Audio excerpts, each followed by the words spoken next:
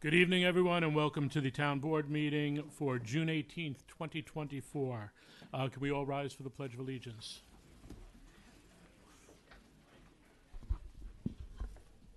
And the first veteran I see, Brian, can you lead us in the Pledge of Allegiance, please?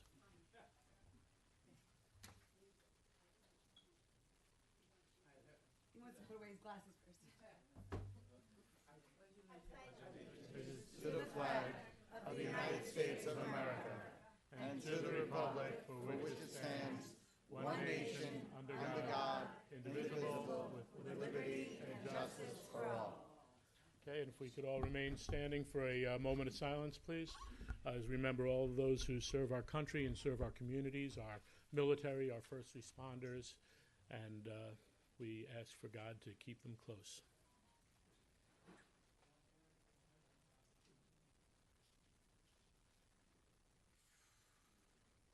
Thank you.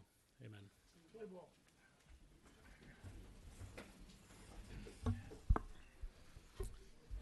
Okay, introduction starting to my right. Good evening, Diana Quast, Town Clerk. Supervisor Ed Lachman. Deputy Supervisor Sergio Esposito. Councilwoman Luciana Howard. Councilman Patrick Murphy. Adam Rodriguez, Town Attorney. Dave Paganelli, Highway Superintendent. Okay. I'll go through the reports fairly quickly.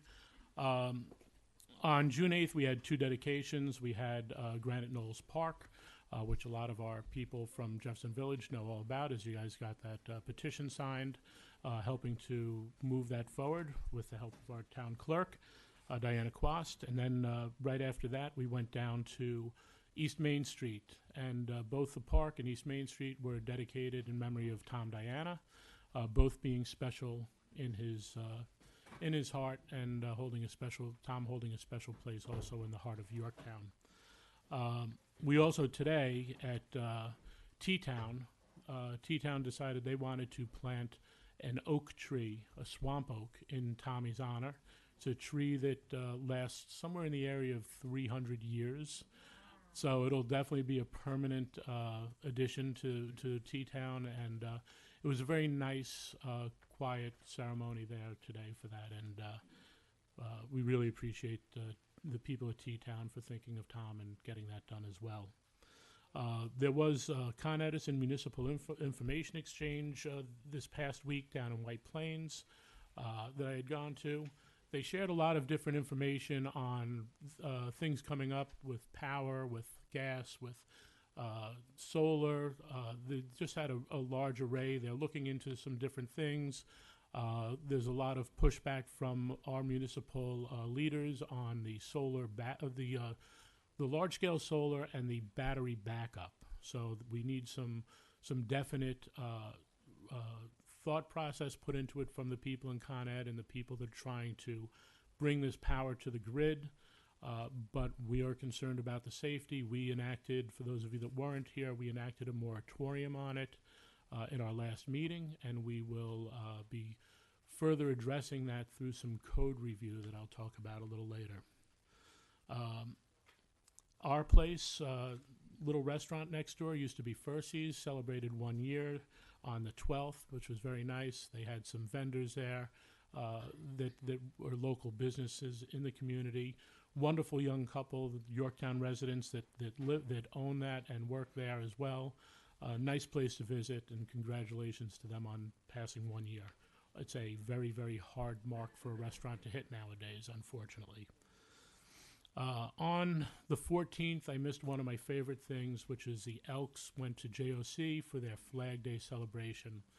For those of you that do not know about the Elks, they are very, very steeped in the tradition of the flag, of Americanism, and they have a terrific ceremony which celebrates the evolution of our flags from the Don't Tread on Me flag all the way up to the current flag. And they do a wonderful, wonderful celebration, and I thank them for sharing that with the people at JOC. I've done it with them at the old field home. I think it's now Yorktown Rehab. We've done it at the Country House and a few other places in conjunction with them, the Lions and the Sons of the American Legion. and they just do a top-notch presentation. So thank you for that. We had Relay for Life later that night. They unfortunately got rained on a little bit, but the thanks, Mark. The Club Fit over in Jefferson Valley was nice enough to open up their facility to put them in there in the gym, and they had the survivor dinner upstairs, so the rain didn't really affect anything other than the traffic and them having to move across town. But from what I understand, I was there for a little while, but very successful, and we're glad that they were able to do something this year and not be in the rain. Yesterday, I was very, very thrilled to go to the graduating class of the first Universal Pre-K right up here in Yorktown. It was the first in northern Westchester. And the Universal Pre-K, so you know, is a pre-kindergarten. It's paid for by the state. Children can go in there on a on a first-come, first-served basis, or it goes into a raffle or lottery if there are too many. Matt Slater's daughter Elizabeth was actually one of the graduates. It was a very, very nice, touching thing. So a lot of local kids from the community helping our parents. Right now, the child care is expensive, and to have that available, and Lakeland is rolling theirs out this year. The program is run by the YMCA, and they did a phenomenal job. I've been there a few times, got to read a book to the kids. Walter the Farting Dog was a great book to read for them, and they really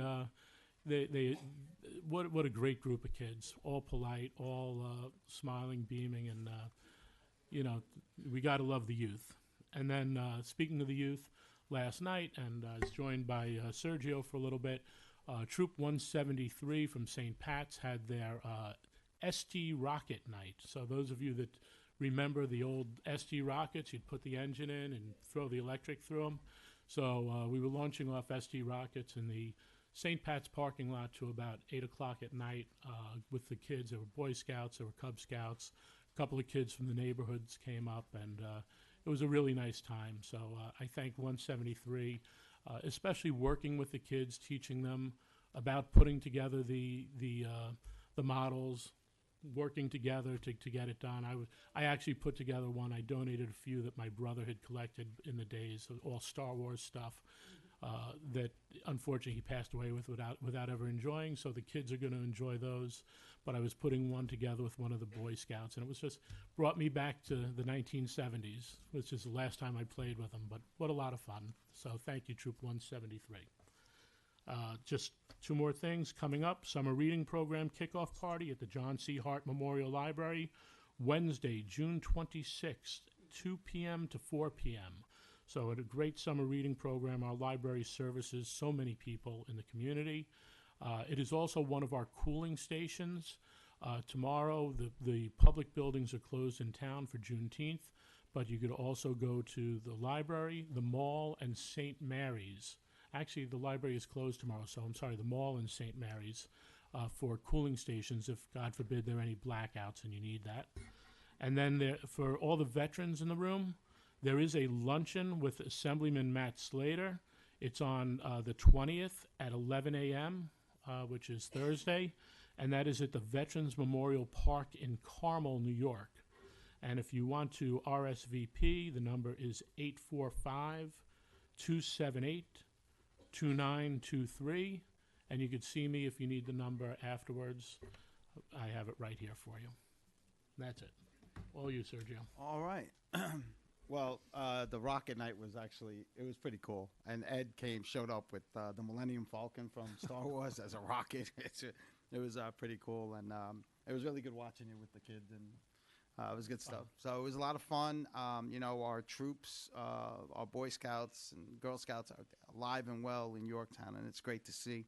Speaking of which, on Friday, 6/14, Asiya Zubaydah Bayunis and Chloe O'Brien became Eagles. They are Troop 5164. And then on Saturday, the 15th, Vincent Avola and James Fritz became Eagle Scouts. So a lot of stuff going on, and I got to tell you, they really go through. They learn a lot, knots and this and that, and it's just amazing how much time and effort is put into it, and it's really a monumental achievement for these kids. It's something they'll have for the rest of their lives, and something that I'm impressed because of the amount of work that it takes to get to that point. The Flag Day ceremony, just to piggyback on that, was great. I always love going to Jefferson Village, and the Elks were there, and it was just really touching. I did have to run out early. I know a lot of you guys know why. I had to take my son to the doctor. And on the 12th, backing up a little bit, we had the summer shindig at Wynwood Oaks, where we just went there, played some music, catered some food, had a lot of fun with the folks over there. Going on to the Our Place, congratulations to them. They were packed on Wednesday, and they had a great crowd and a lot of support from the community.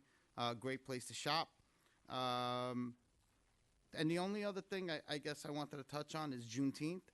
And I just wanted to read a blurb because I think there's a lot of misunderstanding about Juneteenth. But on June 19th, 1865, 2,000 Union troops arrived in Galveston Bay, Texas, and they found out that 250,000 enslaved black people in the state were free by executive decree. And that was the day that became known as Juneteenth. And really a monumental day for people in the United States. So, it's really a cause for celebration. The town is closed tomorrow, right? Closed tomorrow. And it's a federal holiday now. I'm going to cut it short because I think we're going to have a lot of people here to speak, and we're looking forward to hear what you have to say. Thank you very much. It's great to see everyone. Hi, guys. Okay, so as of tomorrow, since it's really hot, the pool will be open from 11 to 7. If anyone's looking to go and cool down, it's extending its hours because it's going by holiday schedule. And I just want to give a huge shout out to Diana's grandson, Jordan, and my son, Liam, as they did their moving up ceremony today. It was really beautiful to be at Brookside and watch all the third graders, be brave enough to go into a new school. It reminds us of our why and the generations to come and why we do what we do. It also reminds us on the parts of us that we might not feel so great. And yes, we ask for forgiveness, but I looked at them and I knew that they're probably going to do better than we are because they just have us as leaders. So I just want to thank this community and also congratulate the third graders of Brookside. All yours. Next. Amen is right. Okay, as usual, I'm the last one, and everything's been said already, but I'll find something, So, yes, I went to the Flag Day at JOC. It was great. It's so educational. I enjoy it every year. I've been there the last 2 years. It's awesome. Joanne, you're phenomenal on the keyboard. I really enjoy it. And let's see, we planted the tree down in T-Town. We're there. It's awesome.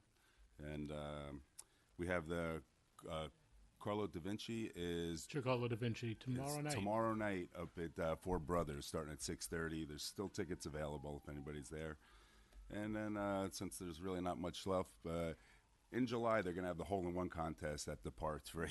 So There you go. I have something to put input. So that's the July 21st. Okay, at Par 3. Very good. Thanks, Matt. David? Hello. Hello. So tomorrow our recycling yard will be open. We figure a lot of people will be doing some yard work. If you are, just take it easy. Going to be a little hot. Normal hours, 7:30 to 2:45. Tommy, can you you back there? All right, hold on. Can you zoom in on this?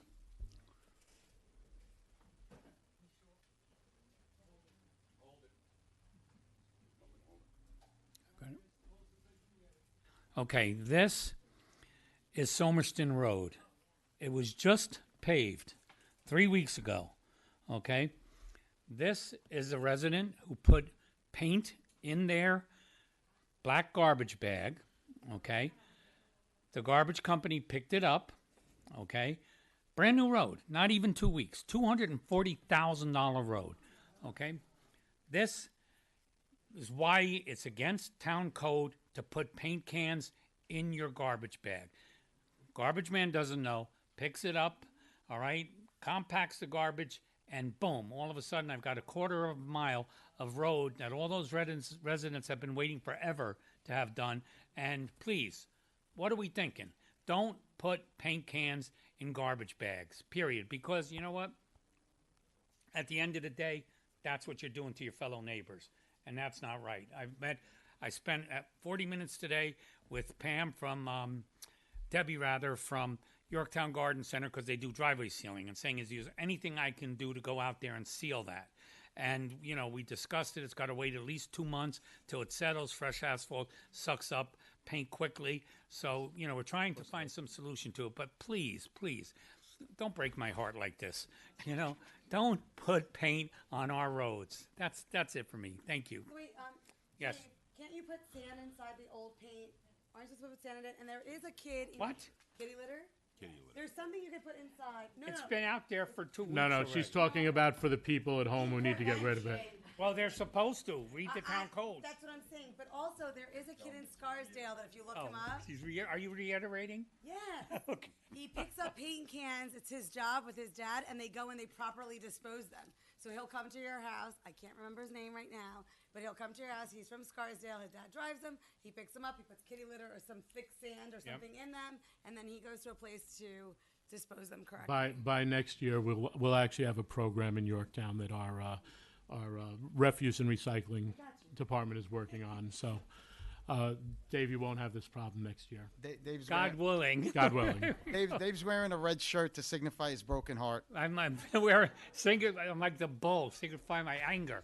All right. Anything, David? Anything else before we get That's up? to That's it for me. Adam, Thank you. anything now? No, I may have some comments in a minute, but Sure. not right this second. Okay. All right. So let's move on to our poet laureate. Oh, actually, you know what? Did you want to say anything about the museum and opening hours? We didn't get a report from our Hello. town clerk, who loves talking in public. The Yorktown Museum is open 9 to 4, Monday through Friday. So stop by, check it out. We have a great exhibit right now for veterans that we had for Memorial Day. And we're probably going to be doing the Davenport House next as an exhibit, which is a very old historical home in town, which still has musket balls, holes in the attic. Oh, how cool! That wasn't bad. Thank you, Very Diana. Then you All wanna right. And it's closed reiterate tomorrow. Where though. it is. A lot of people don't know where it is. It's located on the 3rd floor of the Albert A. Capolini Community and Cultural Center. And it's closed tomorrow. Thank you. No, we meant the All address. town offices are closed tomorrow. We meant the address to the Davenport house. Oh, that's okay. John, you're looking very good. Okay. See you bounce back. Yes, I hope I did. I've got 2 poems, one very short and one a bit longer about this town. Longevity. In the first almost 40 years of my life, I lived in 4 Inwood, New York apartments, 3 Army barracks, 3 Riverdale apartments, 1 Westchester cottage on the state. And in the 44 years since, I've lived in 1 Jefferson Valley home. I guess I've settled in. Jefferson Valley animals. When we first came here 44 years ago, the animals roaming our property were rabbits and an occasional fox or coyote. That group eventually disappeared as I imagined that the predators either drove away the prey or ate them. Then as we began to feed them, the deer, raccoons, groundhogs, birds, squirrels, and chipmunks showed up. All of our many cats were indoor animals, with the exception of 3 who just showed up at the front door and demanded entry. Then we added dogs to the menagerie. First Fowler, the wonder dog, and then after her death 14 years later, Nova, the magnificent puppy. Between taking them out, always on a leash, and my minor health problems, I became lax in the feeding of the outdoor guys, and many moved on. Now I must return to feeding them, if only to give Nova something other than our 14-year-old black cat of Tabarcat. Wish me luck, that no bears arrive, and stay in touch for more reports. Thank you for putting up with me. Thanks, John. Diana, yeah.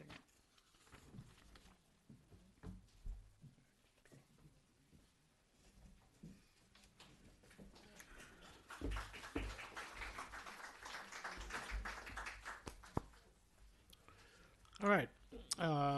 Discussion items. So we have, Adam, do you want to start on the code, or should I just give the background, or? However you want to do it. I mean, it's something we've been talking about for some time and been looking into for some time. You know, as issues come up, there are, you know, typos, ambiguities, clarifications that need to be made to the code, various provisions. And so we've been looking at that for some time and talked about doing a sort of comprehensive amendment to take care of various issues. You know, John and I have discussed some of them. I think there are other issues that, you know, maybe some of the board members have, you know, also that we might want to look into. So the last time we had a comprehensive code analysis was the year I bought my house in Yorktown, not the year I moved in, 1998. So we're probably a little past due. And then we just got notification through the clerk's office that General Code, which is a company that looks at our codes and helps unify the code in the county, in the state, they want to, they proposed an analysis which we are going to look at. That addresses a few issues, and is Mr. Tegeter in the room? I don't. Oh, John, why don't you come up to the microphone, because I know that you and Adam have taken some of my thoughts and ideas and been looking at some things. So For a long time. Long time. Hello, well, how are you? What would you like me to talk about? so we look. I could tell you, I've identified some things that there are still. If you look at our light industrial, there are still things that have changed back in the past that haven't been changed in all the code. There's some laws that have been enacted which are ambiguous to some of the meanings. So some of the things that you and Adam and myself have identified. I know looking at the light industrial is one. Yeah. We've been talking about the battery storage. Battery storage. We've revisited solar, but we're going to revisit again.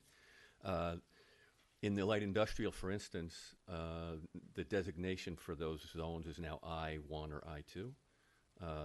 It used to be M1, M2, M1A. You know, those in certain spots in the code still exist, so that's a housekeeping thing that we should do.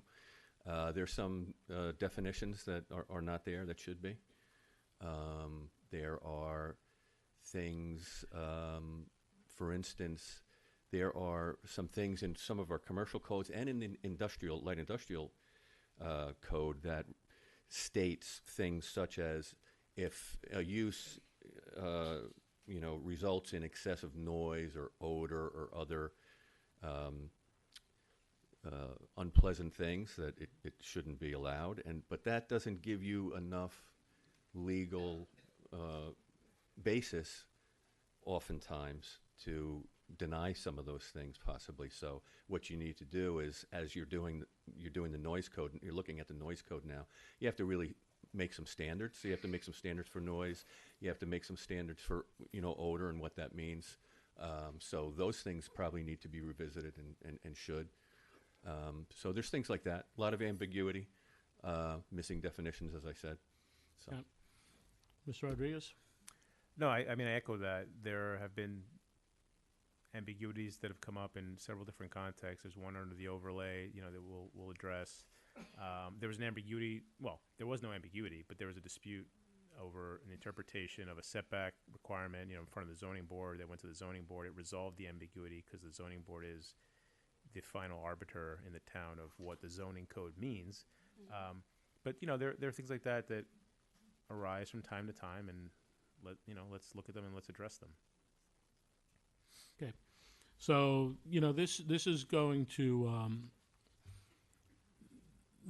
open up probably quite a bit of discussion. Mm-hmm. It's going to open up quite a bit of redefining of things. As we look at some of the code, and one of the comments that have come back have been about the light industrial over by Navajo Road and a proposed transfer station. Looking through the laws, there's a lot of what's the definition of it? What's the definition of the transfer? What's the definition of recycle? And there's a lot of ambiguity, and we're going to try to correct that. and, I- and see what we yeah, can. and if I might speak to that, there is no definition for a transfer station.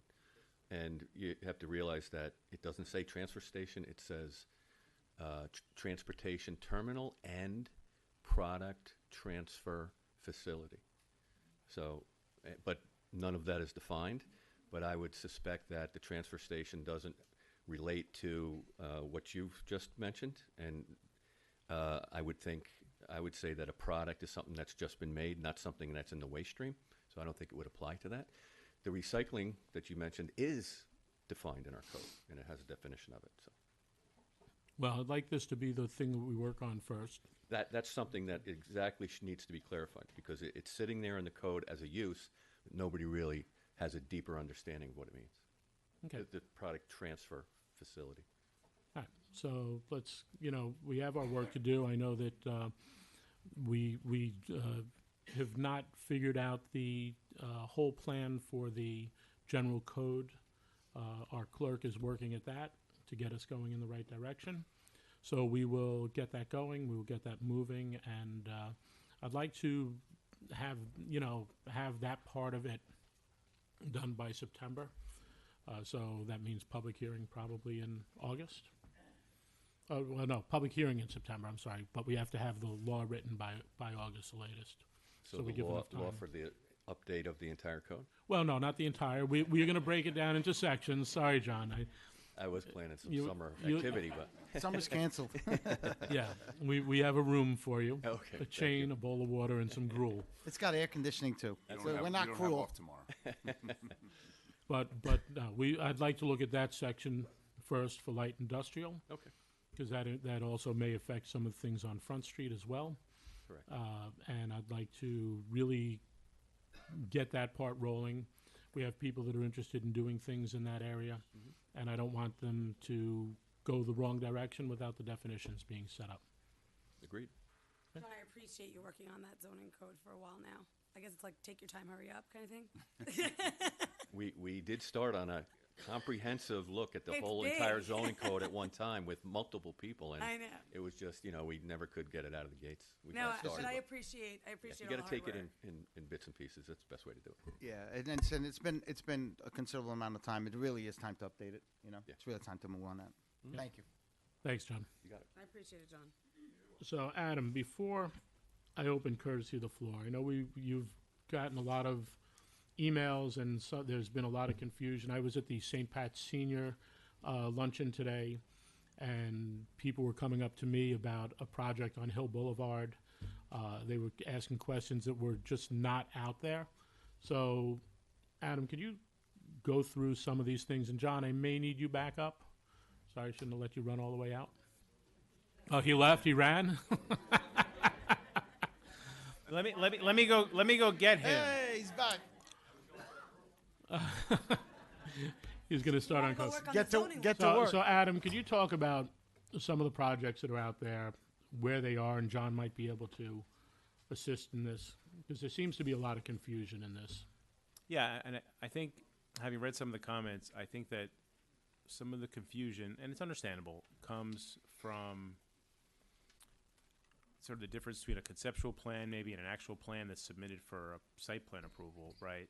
There are lots of different approvals that are necessary and a lot of steps before a project actually solidifies and becomes an actual project that's being presented for approval. So, for example, with the Navajo Road proposed project, there's a public hearing. What's the date? I'm sorry. Do we have a date yet? No, we do not. We had changed that earlier. Okay. So anyway, at some point there'll be a public hearing potentially on amending perhaps the Lake Osceola overlay zoning district, right?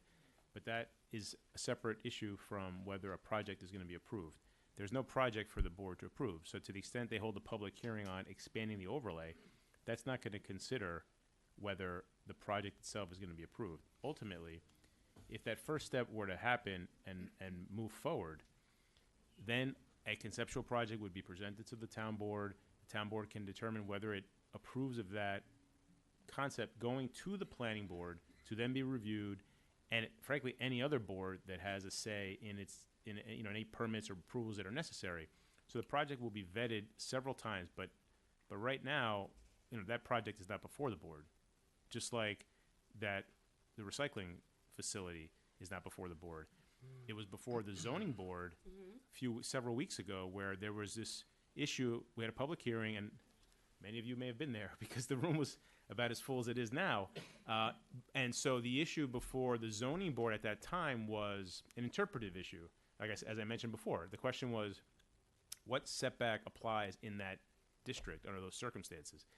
It had nothing to do with the actual project that was being proposed in parallel in front of the planning board, right? So ultimately, the public hearing was had, and Chairman Fine was here and sort of, presided over the public hearing and kept reminding folks that we're not here to talk about the approval of the project. We're here to talk about the interpretation of the code, and that's it. So ultimately, public hearing was closed. The zoning board made its determination against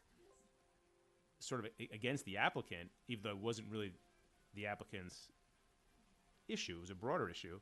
And then there'll be another public hearing perhaps in front of the zoning board on a variance, right? But even that doesn't decide the project. At some point, it'll continue before the planning board perhaps, and then the planning board would, rule upon the site plan. So, there are oftentimes lots of different steps. Sometimes they're moving in parallel, which is not ordinary, but sometimes it happens. So I think, that's, Well, it could be complex, and sometimes it has to be unpacked for, to really understand. Well, I'd like to sort of define something because I think it's important, and it's no big mystery that I'm conservative, and that people, when they own property, they have rights that are allowed to them by the law. That's why we have a zoning board of appeals, because you might not like your zoning, you have a right to appeal it. We have wetland laws, but they're wetland permits that could be applied for and give you the ability to build in a wetland if there's a mitigation plan and if there's a lack of disturbance or as little disturbance as possible. Every property owner has that right. I will never, ever tell them you can't follow or exercise your rights. We have a process that goes in there, and we'll, I know you're talking about recycling, the recycling plant. So they are following their processes. They have to go through a lot, especially they have to go through SECRA, and they have to do the environmental studies. Those are going to be a hard hurdle. It's the same thing with every project that comes before us. Soundview, they did a similar thing. They wanted to go into the overlay. They were given that. It took them 4 years to go through the processes to get where they needed to be and get approvals. The project changed immensely. So every project has a path to follow. Whether it gets to the finish line or not, we have quite a few that have never gotten there. There was one that is Well Hill Boulevard was one, and it became a solar farm because no one wanted the housing there. Not the prettiest thing in the world, but it's there. There's a property that was going to be senior housing down on 118. They pulled back because the process was not getting them where they needed to go, and they're looking at something else. So I think it's important that everyone realizes that property owners have rights, as you all own property probably, and you all have a right to that, and we need to follow the legal processes for these people.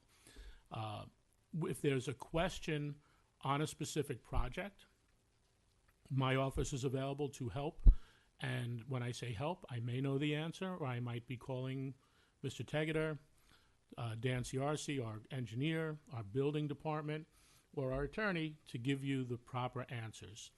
I just ask, and I know I said to a couple people in the back, and I saw them, just listen, hear what they have to say, and give constructive input. I have a piece of paper on my desk that says, never no, it's why. And I always feel that if someone comes up to me, I don't just say no and walk away. always give your whys, always talk about it, always have that conversation. That's what this is about. That's why all of you are here. So we keep our ears open. We want to hear what you have to say, but I do encourage you, talk to developers, talk to planning, because the developers, like right now, the development plans for something going into an overlay district is all conceptual, because it hasn't even started the process. It hasn't gotten there. But even the conceptual will draw questions that will be looked at in advance. So there's work from conceptual to planning and through building and getting the whole thing done. You're not talking about hey, you know what? We're going to do this, and I don't care. We don't make the planning decisions on purpose, because there are experts that do it. There are experts that are, John, how many years have you been doing this? 26. 26. 26 years of planning. I can't hold a candle, and I'll be the first to admit it. It's important, though, that we go through the process. Everyone has that right. And I just ask you all to remember that, and please give them that consideration, because they will give consideration back to you and to the town. The other thing I just want to point out, because the correspondence that I've been getting, many people have conflated the two potential projects, let's call them, the transfer station and the project for the units. And they're two separate, distinct projects with two separate, distinct builders, and with two separate and distinct plans. I mean, I'm getting people that they're thinking that it's going to be units and a garbage dump is what one person said to me. So, it's just important to understand that these are two separate, completely separate things, separate people, separate everything. And then you have this overlay district question. So there are actually three things going on here for this one particular area. All right? Thank you. And I will add something, since you mentioned overlay, just so everyone has that understanding. The overlay district actually makes it harder for the developer, because you could do things as of right and not have to look at it. You could find a purpose like the Soundview. They could have just tore down the house, which they didn't. We negotiated their keeping it through the overlay district and making it part of the site plan. And we are able to direct a little more favorably to what the town is looking for. Correct, John? Absolutely correct. It's the point of the overlay district. Right. All right. It's the point of the overlay district to try to entice things that the town is looking for. It's not to help developers. It's to help the town achieve its goals, sometimes one of which can be economic development. So that's why you might find mixed use with some retail and so forth. It's to help the entire economy. It's also to preserve some of the nice buildings that we have. It's also to make sure that there is a higher design standards that comes into Yorktown, and not something that doesn't get looked at with a there are, and also finer lens. Yeah, and there are 8 criteria that That's the correct. that the project or proposed project would have to meet to get put into the overlay, and that's what our public hearing is about. For those of you that may remember, for Soundview, they had to come in and they went through the 8 things that they felt met the criteria, and that's what the town board is able to look and say yay or nay, and move it forward to planning or not, and into the overlay. So, John, with the overlay, the project gets vetted a little deeper than a typical project, correct? Yes, it definitely does, because we're looking for certain things from the developer. So, and Right. codifying it helps the developer it manages their expectations. They know what they're They getting know what we're into. looking for. Yeah, So they know what it they're goes. getting into. right, and there is an overlay Favorite. district there is already, which covers like the Lake Osceola area, and part of the thought process there is recreational and economic redevelopment of that area, which is in pretty bad shape for those of you that know it and go there. I used to speak with Tom all the time whenever we were at an event there. He would always mention how he used to ice race on the lake there. So for those of you who've been around Yorktown for a while, you used to be able to actually drive a car on the ice that formed on that lake. Now it doesn't even freeze. It's got such garbage in it. So we would really love to see that come back to be environmentally sound. And I guess, I mean, I'm probably going to speak a little off notion because I'm actually just reading the T-shirts. I guess I've been wearing them twice and I didn't even read them. So it's interesting. Right now, it isn't before us to vote. So you bringing your voice on any of these topics or for anything at Courtesy of the Floor, even if you have the repair, cafe, whatever notice it is, it's our job to hear you. And I can see how it says, and I vote. And it's your job to vote. And I hope that the ones that voted for us up here trust that we're going to follow the procedures with the zoning, with the overlay, the apples, the oranges. It's not just one fruit salad. There's a lot of voices that you guys represent, and there's also a lot of voices that we represent. So I just want to make sure that you get heard, and I'm all about that. And I'm hoping that there's still room for you to hear us as well. Yep. And I know that's probably not what they want me to say, but that's how I feel. Speaking of being heard, why don't we open Courtesy of the Floor? Amen. Thank you. Not we're just repeating it. Coming up first? Well, I'm standing right Yeah, I here. know. And I understand the price is $20 now to get a chair, so anybody wants $20. So I'm Mark Lieberman. I live on Wall Street. You have to excuse my voice. I assume that you've been made aware of Project Maple. It's in more deep. I want to give you more detail than in this week's Examiner. But since you haven't mentioned it at any meeting that I've attended, I thought I would bring it to everybody's attention. Cortland's supervisor, Dr. Becker, has come out against Project Maple. Ossining Town Supervisor Elizabeth Feldman has come out against Project Maple. Assembly Member Dina Levenberg, Mary Jane Shimsky, and Chris Burdick have all come out against Project Maple. Westchester County Executive George Latimer has come out against Project Maple. And the following groups have come out against it. Food and Water Watch. Can you quiet the audience? Yeah, absolutely. Let's show more some respect. Food and Water Watch, Indian Point Safe Energy, Stop the Algonquin Pipeline, and Clean Energy United. So Enbridge wants to expand its 1,100-mile-long pipeline system, the Algonquin Gas Transmission Pipeline, which sends fracked gas under Yorktown to New England.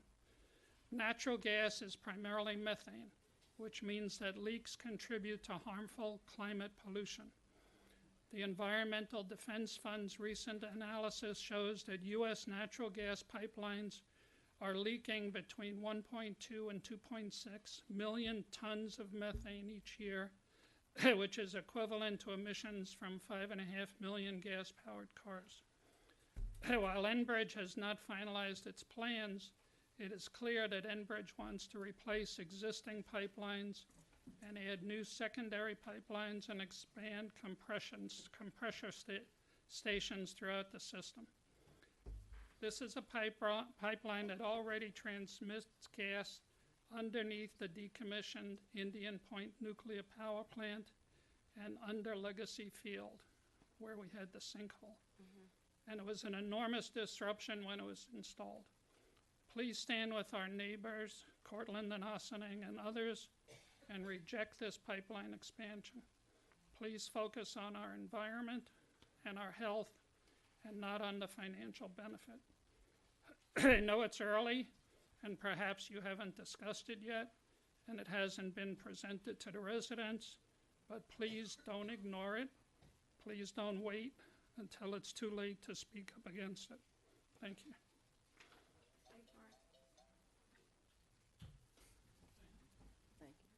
And he got it in right in time. To follow up what Ed said, I mentioned Introduce yourself again, John. Huh? You need to introduce yourself. John McMullen, Jefferson Valley, New York. When to follow up what you said, I've lived in Jefferson Valley, I said before, for 44 years. And my next door neighbor used to drive cars out on the lake up until maybe 20 years, 25 years ago. Yeah. No, thanks, sir. Interesting.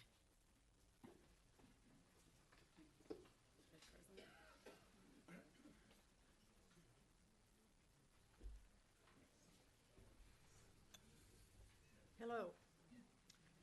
Some of you know me, some of you don't. My name is Mara Zedens. There you go. My name is Mara Zedens. I have resided in this town for 55 years in the same house on Halleck's Mill Road. You're lucky to see me today because yesterday I was almost run over by a car that speeds on that road, and I'll go deeper into that. Crazy drivers in this town all over. Where they're rushing to, I have no idea. Young people with their boom cars going all over the place. Today, I had tried to reach Patrolman Rohr and Ellsworth, but they turned out, I left them messages all week, turned out they were on vacation. So today, though, I called again and I said, I'm going to go stand in the middle of the road unless you send a cop car here. So they came and they parked in my driveway, did a radar check. Middle of the day, around 11, 12, there's usually not much traffic. But it's in the morning and in the afternoon. And most of the drivers, there's like half of the cars are from Connecticut coming up the road. And the trucks, you can't believe the big loaded trucks that come up and down that road constantly. Easy Fresh, I finally called their corporate headquarters and said, get your trucks off my road. There's a sign that says, no trucks, 2.5-ton limits. 2.5 tons is 5,000 pounds. How come I know this whole town so well? I had a business in town. I had a nursery school and daycare called Bright Beginnings, which I served the community for 34 years. And it was sold to the director. So driving down Halleck's Mill and coming into town to go to work at the Community and Cultural Center was an entity that I did every single day. And I really think that you should authorize the police department to patrol that road every single day for a couple of weeks, up top at Girard Court and down bottom at Laurel Court, and get the trucks off the road and get the speeders off the road. When the traffic study was done, what, 2 years ago? Yes. And nothing ever materialized from that. And I think you should go back to that, and let's see if we can get some there. There's young families on the road, and the bus stop is right at the curve on the top of the hill. There are 4 children that have to go onto the big buses or the little buses, and it's dangerous. There's also a person that moved in the bottom of the road. She walks the road up and down. Whether she takes the bus, I don't know. It's a dangerous situation for anybody even to try to walk on there.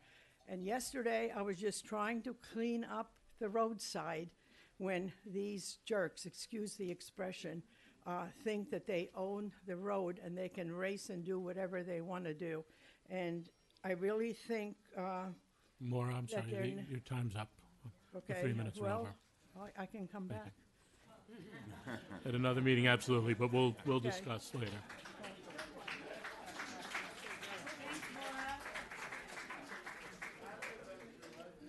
Good evening, Jay Copstein. Hi, Jay. How are you?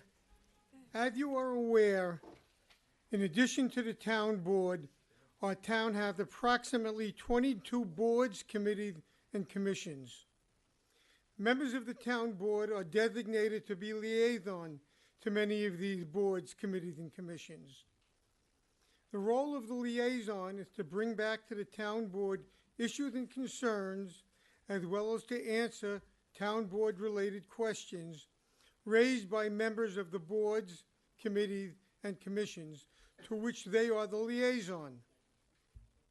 The town board liaison is not a member of the board, committee, or commission to which they are liaison.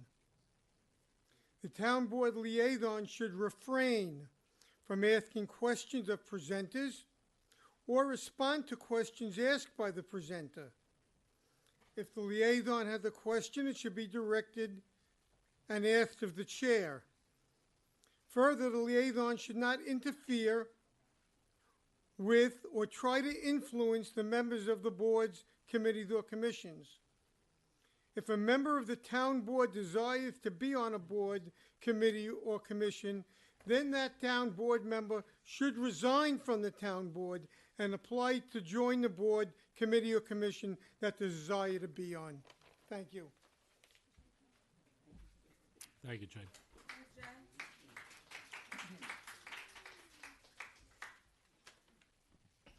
Good evening, Hi. and happy belated Father's Day. Aw. Thank you, same to you. I wish to bring to your attention some concerns that arose during the town board meeting So on... identify Please yourself. state, yeah. I want you to identify yourself again. Oh, yeah. My name is Michael Kiernan, 2 Brianna Lane, Yorktown Heights, New York. Somers Municipality. I wish to bring to your attention some concerns that arose during the town board meeting on June 4th. It was then that I understood that the proposed A-Track Recycling Center, spanning the 40,000 square feet, more accurately represents or resembles a waste transfer station. So from here forward, I suggest that we call it a waste transfer station, and not depict it as something that's outside of Stop and Shop, where we dump our bottles. This includes household recycling at a parking lot for AAA's carting garage truck fleet. I feel that these added elements will significantly intensify the impact on our residential community. Regretfully, Somers homeowners, including myself, have yet to receive any notices. It appears that A-Track does not acknowledge the adjacent residential community of Somers.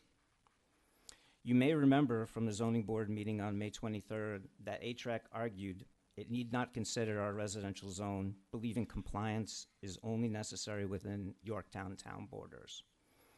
The official ruling of the Zoning Board of Appeals on this matter remains unclear to me.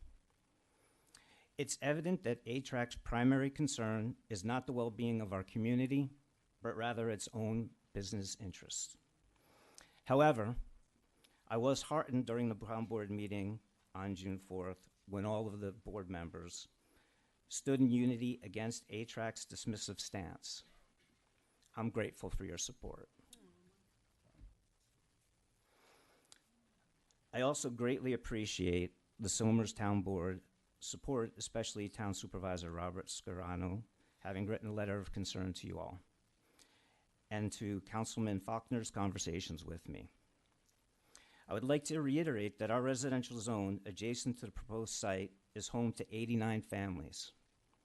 It encompasses wetlands, a nature preserve, and water supply lands.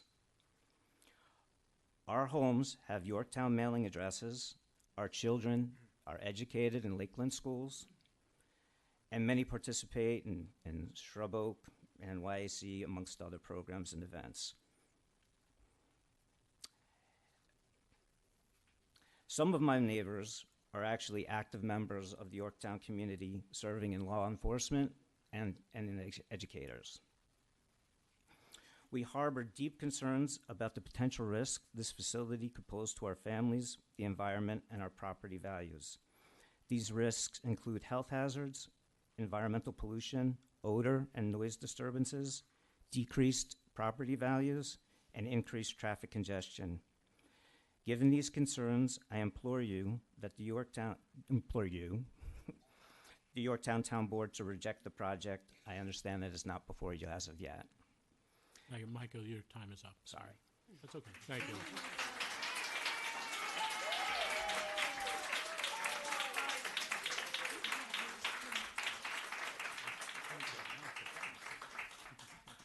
Good evening. My name is Jack Renzulli.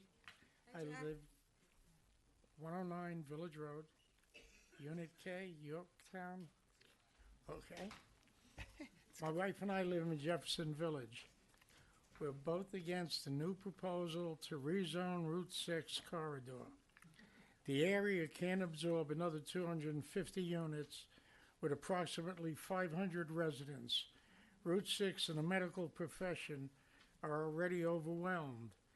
It takes approximately 30 minutes to go from Jefferson Village, where I live, to Stop and Shop in the middle of the day.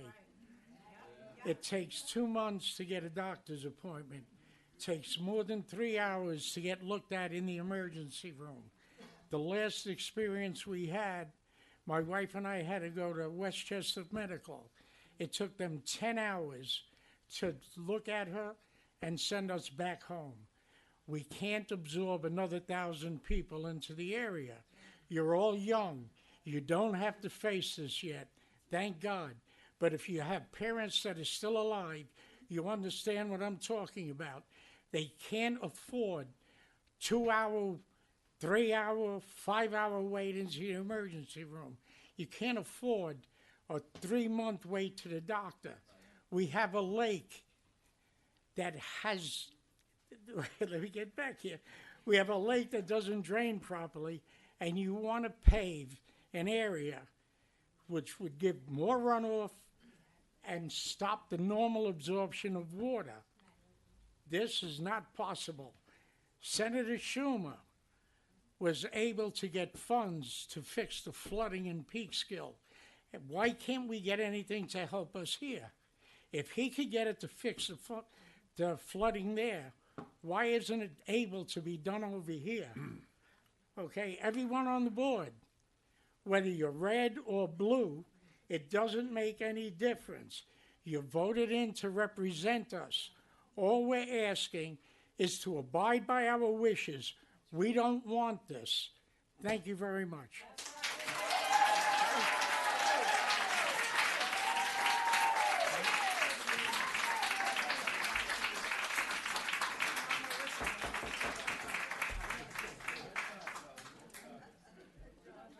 Good evening. My name is Karen Erickson. Excuse me. Ladies and gentlemen, please have courtesy for the people speaking. Thank you. My name is Karen Erickson, and I live at 54 Granite Springs Road.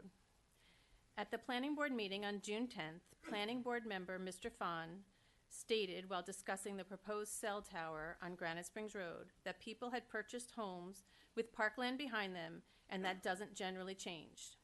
Mr. Tegeter's response that it was only parkland for 15 to 20 years comes across as dismissive to the concerns of the homeowners that are impacted. People choose the location of their homes for a variety of reasons: proximity to highways, schools, shopping, and open space. We chose to buy our house, also in 1998, because it was near a federally protected wetland with a parcel that could not be developed. We researched and knew the town had repeatedly denied the previous owner the ability to access the property because the access point would impact the wetlands.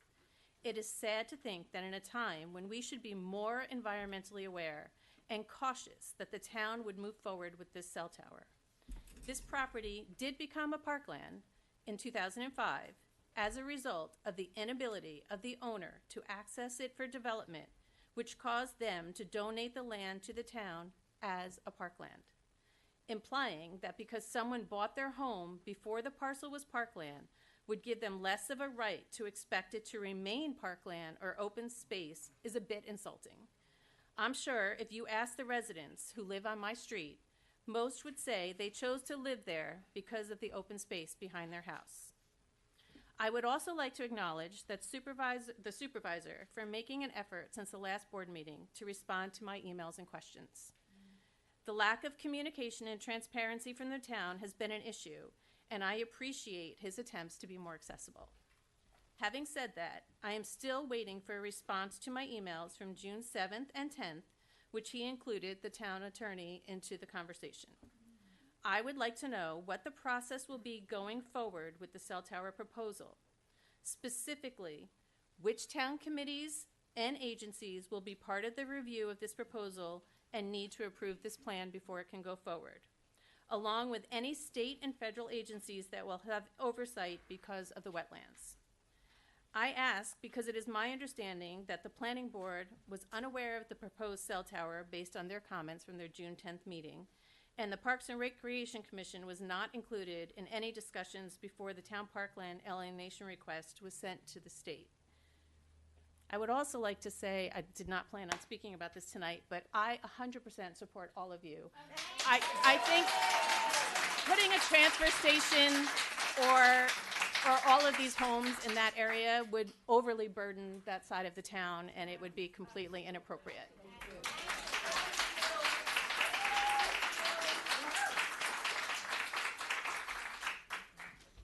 Thank you, Karen. Good evening. Doug Erickson, 54 Granite Springs Road, also discussing the cell phone tower. I wanted to speak to a couple of comments that have been made over the last few weeks and months. You recently said you don't understand why people were so surprised and concerned by the proposal to place a tower on Granite Springs Road, as we, quote, have been talking about this for years. And while behind closed doors, you internally have a good knowledge of the project and probably have been talking about it for years, the public was not included. Did you approach the most affected residents when the site was identified and transparently share the possibility of a tower and seek collaboration on how best to move forward, minimize the impacts on the property values, quality of life, and public health? Nope. I first found out about it when Homeland representatives trespassed on my property to access the site because they chose not to walk through the swamp because it was too disturbing to walk through the swamp to get to the site that they wanted to assess. I've had to repeatedly since then approach various supervisors as nothing was presented publicly about designs, leases, or approvals that are now all in place until the recent Homeland hearing to alienate the parkland. I think that recent concerns reflect the failures on the process and an opportunity to improve on how we go forward. I also am concerned about some misleading and inaccurate information Mr. Esposito presented at the June 10th Planning Board meeting. He stated that this is mandated by the federal government. That is coming from the Fed to the state to the town, and that this is not coming from the town or the town board. This is not true. In fact, Homeland Towers in 2018 approached the town and proposed a partnership where they would build towers on town property because it would improve their business, and they believe that there might be in the future a need for service. The truth is the town not only has the authority, but the obligation to require proof that other solutions, including alternate sites, smaller towers, or distribution antennas, can provide the improvements needed to provide the service that is lacking in certain parts of the town. While a 130-foot tower situated behind our homes is the best site for Homeland and its bottom line, it is not proven that it is the only way to improve the cell service in the areas that you're speaking of. In fact, they can't assure that it will make any difference at all. They're not a cell service company. They're a tower builder. They then bid access to their sites to various providers who have no obligation to actually put their services on their towers. It is quite possible that some residents will get no better service even after the tower is built, and anyone who has driven on Route 35 going towards Katona and had their cell phone call drop as they drive by a cell phone tower can speak to this, right? So I ask that the board stop representing itself sort of as a victim in this process and take ownership for the responsibility to ask tough questions and represent the best interests of all of its constituents. Right? Thank you. Thank you.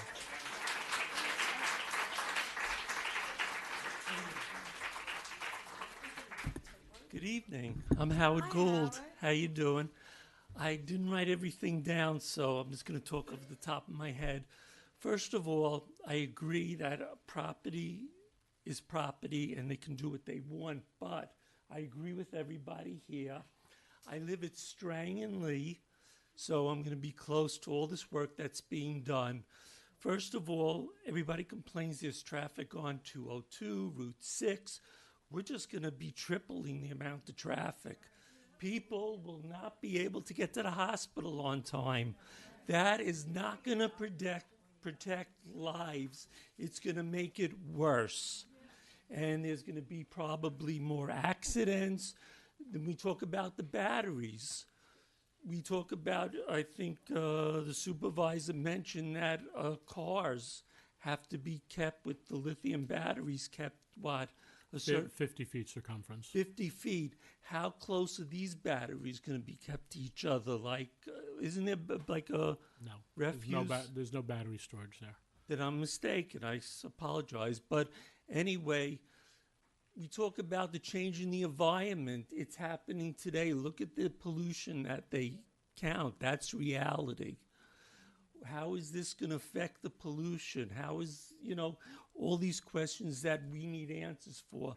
But I agree with everybody in the audience here today. And since I don't live in Jefferson. He's on a clock, ladies. Ladies and gentlemen, he's on a clock. Please give him his time. Thank you. But thank you, too. In fact, I live at Jefferson Woods Apartments, which some of you probably know. And I rent, I don't own, but I'm a member of the community and safety first. And I believe if somebody's going to come in and do what they want with the property as a neighbor, they should be considerate of the people who live around them and really, really respect the community and do something of safety and add to the community. And I'll leave it at that. Anyway, have a nice evening, Thanks, everybody.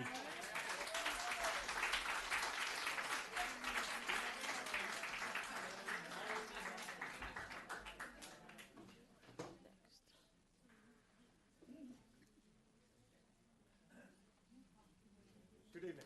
Good evening. Hi, how are you tonight? My name is Mark Quillinan. I live at Jefferson Village, Unit 51. How are you this evening?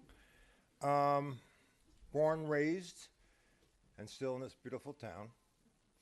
And you talked about driving on the lake. I do remember doing that back in the time for safety. While growing up in Yorktown, Lake Osceola was one of the many beautiful lakes where we would, and city people would come up to visit, go on the beach, fish, and also enjoy barbecues on the lake. We had 2-lane highways, one going up to Mayapack, 2 going down to Peekskill. The community was a small cottage community, okay, being that it was out in the woods. So as time evolved, we needed to increase for families, single families, which introduce your sewers, as well as your highways, your roads, to get in and out of the neighborhoods, which ended up coming down and polluting Lake Osceola. It's been 25 years since the lake has been able to be used, which is sad. We have lots of kids, lots of adults, big kids that enjoy the lake as well.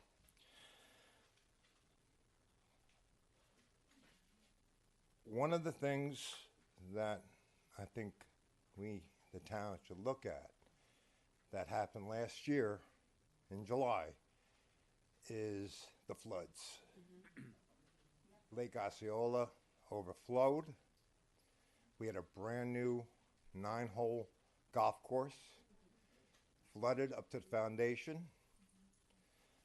McDonald's down on 202, water flying across the highway.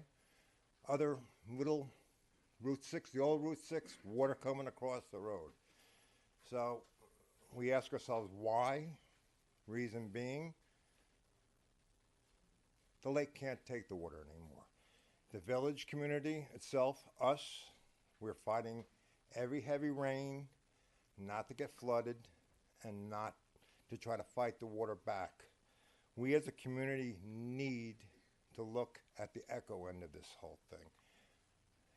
Increasing amount of units into the Yorktown itself might help in one way, but in the long way, that lake, that area cannot absorb any more water. Any kind of streets, any kind of additional volume of water coming into that area is not going to do anything except flood us even further. Mark, your 3 minutes are up. Okay. Thank you. Sorry, Mark. Thank you. Thank you.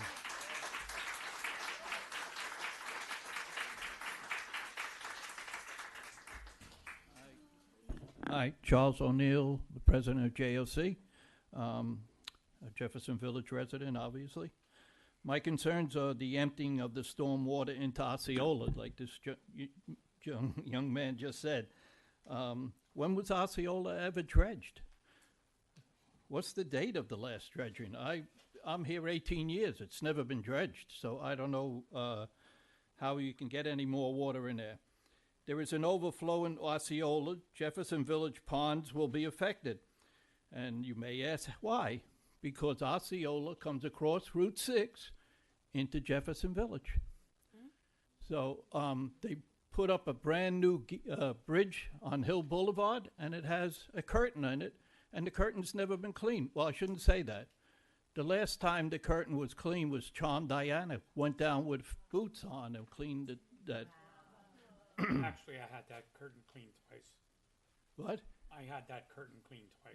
Dave, you could respond later. That's okay, Dave. Okay, the cost of dredging is a yearly cost for Jefferson Village. We budget $60,000. Most of the time, it's a lot more than $60,000, and it comes out of these people's HOA. Will we have to do more dredging if Osceola has more water in it? I don't know. There'll be another financial burden on Jefferson Village due to the 254 units of housing. So again, the problem is they put up a nice bridge, but it doesn't work right. I don't know what you can do. And then if you add more water into Osceola, it ends up in Jefferson Village, and we get flooded because the black flow from Osceola stops the water from Jefferson Village water going out because Jefferson Village pipe is lower than Osceola. So the higher the water level is, the lower we get. We don't get any water going out of it, and it backs up into Bogganhouse Pond and then backs up into all the other ponds. That young gentleman was flooded out at the last storm we had, and we couldn't get anybody to come up and look at it. The only one that came up during the storm was Tom Diana. He sat down with us and said, we'll try to figure something out. I haven't heard anything since then, and God rest the man's soul. Thank you.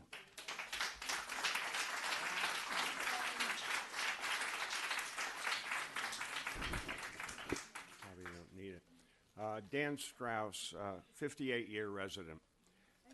Thank you, Mr. Paganelli, for keeping the yard open. You're welcome. Appreciate it. And you did that after the storm also. Appreciate it. Year and a half ago, a man cut down 100 trees in Yorktown. No one did a thing. I've been saying it for 8 years. There's no code enforcement in the town of Yorktown. Again, what happened on Summerston Road, where I used to live, is an atrocity. He doesn't give a damn. You cater to the few. That's exactly what you do all the time. You cater to the few because he doesn't give a damn, and the few that do these things know perfectly well what to do, and they just keep doing the same thing, and there are no consequences. Okay, now to the other issue. I'm against 254 units in Jefferson Valley. I only have 3 minutes, so I can't say why. The overlay district has been, it's put in just to help developers. That's it, cut and dry. It was done here at the Soundview to help the developer here because he didn't want to build single-family homes, and the same thing over there. I'm against the cell tower. All of a sudden, where these people buy homes, property there, federal property. I can't go into the whole thing. I talked a couple of meetings ago. I'm against it. Transfer station. Maybe if you spent more time in the last 4 or 5 years looking into the light industrial district, maybe this wouldn't even come about. Underhill Farm, I was against it. I refute basically everything that you have said, and I've done it before, about the process. This is the 18 meetings. Mr. Esposito, you said that before. You had 18 meetings over 4 years to make sure it was all transparent. It was to help the developer, instead of doing 11 homes for $1 million, he could do 148. He brought it down, and most of them were going to be senior friendly. You didn't mention that, and only 40 are going to be senior friendly. And the ones in Jefferson Valley are not going to be age restricted. There'll be kids, cars, everything. Solar in ground. I'm dead against it, but you allowed 4 or 5 projects before you put the moratorium on. You could have put the moratorium on right away, but you chose not to. So instead of apartments in Jefferson Valley, there is now an ugly, disgraceful project because you did it, you allowed it, and then you put the moratorium on it. So that's all I've got to say. Thank you.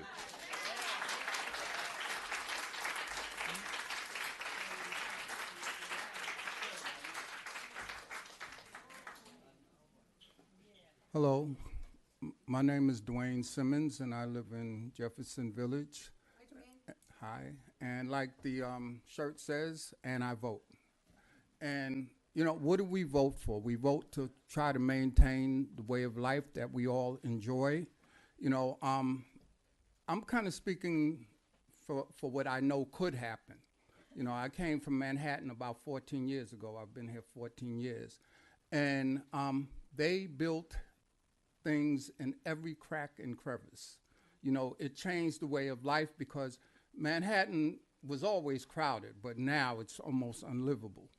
Here, the same thing can possibly happen. If we say yes to everything, every time somebody wants to build something and they come with a few dollars and we say, okay, what's going to happen here is the same thing that happened there. Our way of life will change. We have animals. Where they're going to go? They're going to start coming into our houses and stuff like that. The roadways, we can't stand it. And like somebody said, I think it was Charlie was talking about the water. You know, when I first came here, out in my backyard, I could see like the water. I thought it was beautiful. I said, oh, what a nice waterfall. I didn't realize it was destroying. The water was just tearing up everything.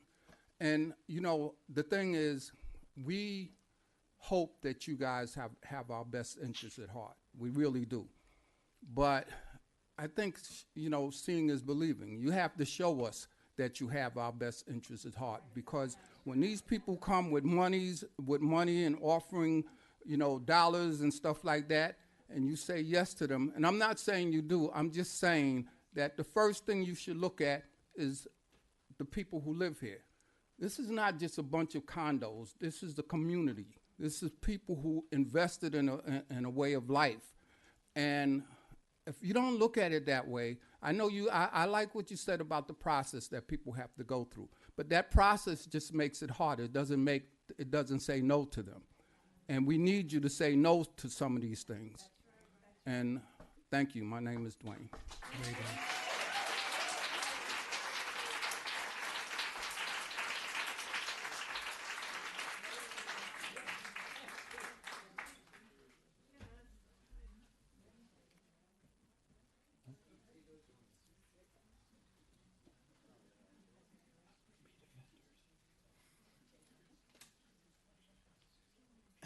Good evening, Larry Killian. Larry. Hello. Development again. Wherever you look, you see vacant stores. It makes no sense to give developers and commercial property owners tax breaks to build new retail space because it's drastically reducing the value of existing space. The excuse you gave last time we spoke for the 69% reduction at the JV Mall was it was a Texas bankruptcy court.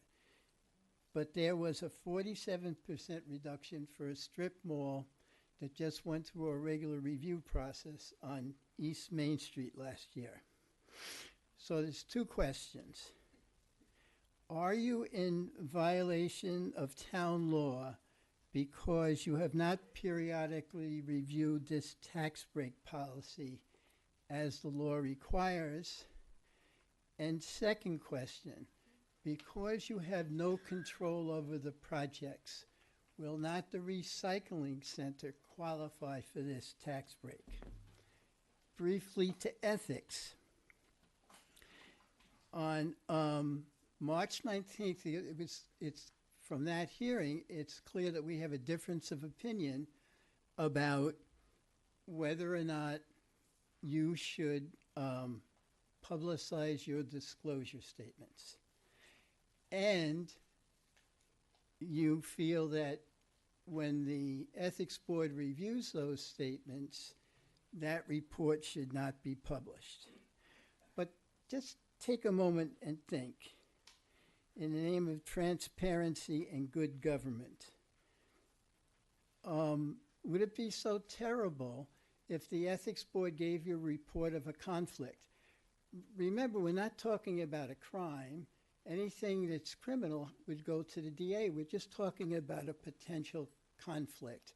If there were a public discussion of that, you could agree with the ethics board and perhaps make an accommodation or not. But the ethics board is not independent. They might tell you there's a conflict, but they can't act on it. Lastly, if you go back to that March 19th meeting about the disclosure forms, there was a series of misstatements made about what was on the form. And those, at a time, those misstatements, you don't have to put your clients, you don't have to put your bank accounts. Those statements should be corrected, and hopefully they will be tonight. Thank you.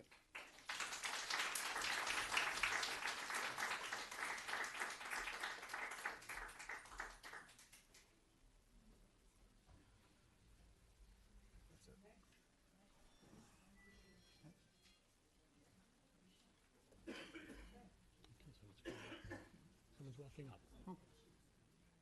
Oh, maybe she's not. Anyone else for courtesy of the floor?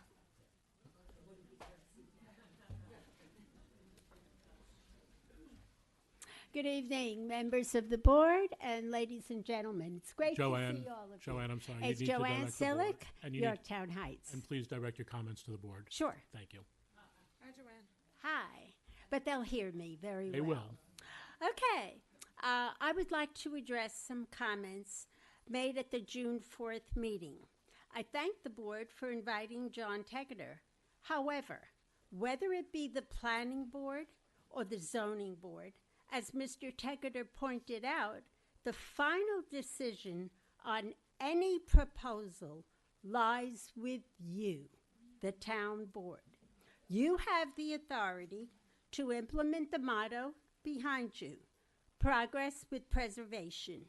What preservation are you willing to sacrifice for progress, and at what cost? We know that property owners have the right to develop their land, but it is within zoning restrictions. That's where the town board comes in.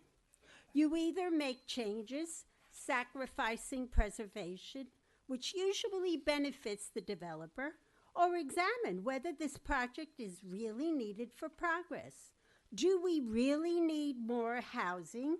In the past few years, several projects were passed by the town board. The Wyan project, 84 units, Soundview, 164, and a proposed project for seniors, 250, totaling almost 500 units. We do not want the gem of Westchester, beautiful Yorktown, to become another Yonkers. New York City is bursting at the seams with the influx of illegal migrants. Yorktown is a sanctuary town, only 44 miles from New York City. Think about that. Last week, Mr. Grace went before the planning board and requested that the property be moved into the overlay district. The town board can vote on this. If the town board votes in favor of Mr. Grace and amends the law, they can pass a resolution, and then it can go to the planning board. Although there are restrictions, as you've pointed out, with the planning board, this project will go forth. Just check out its history.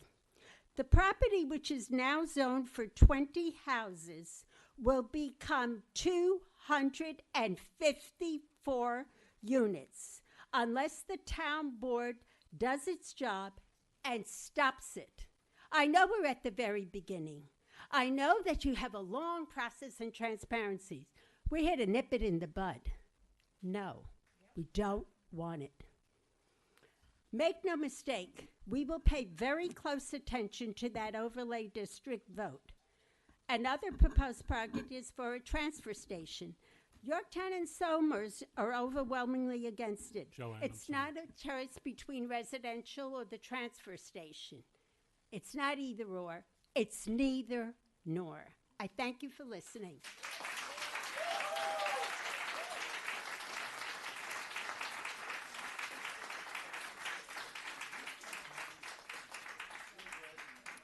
Anyone else for courtesy of the floor? All right, motion to close courtesy of the floor? Motion. Second. Wait, Were you coming up to speak? Yeah. Oh, Got to open it. well, no, we didn't vote on it, so. Hello.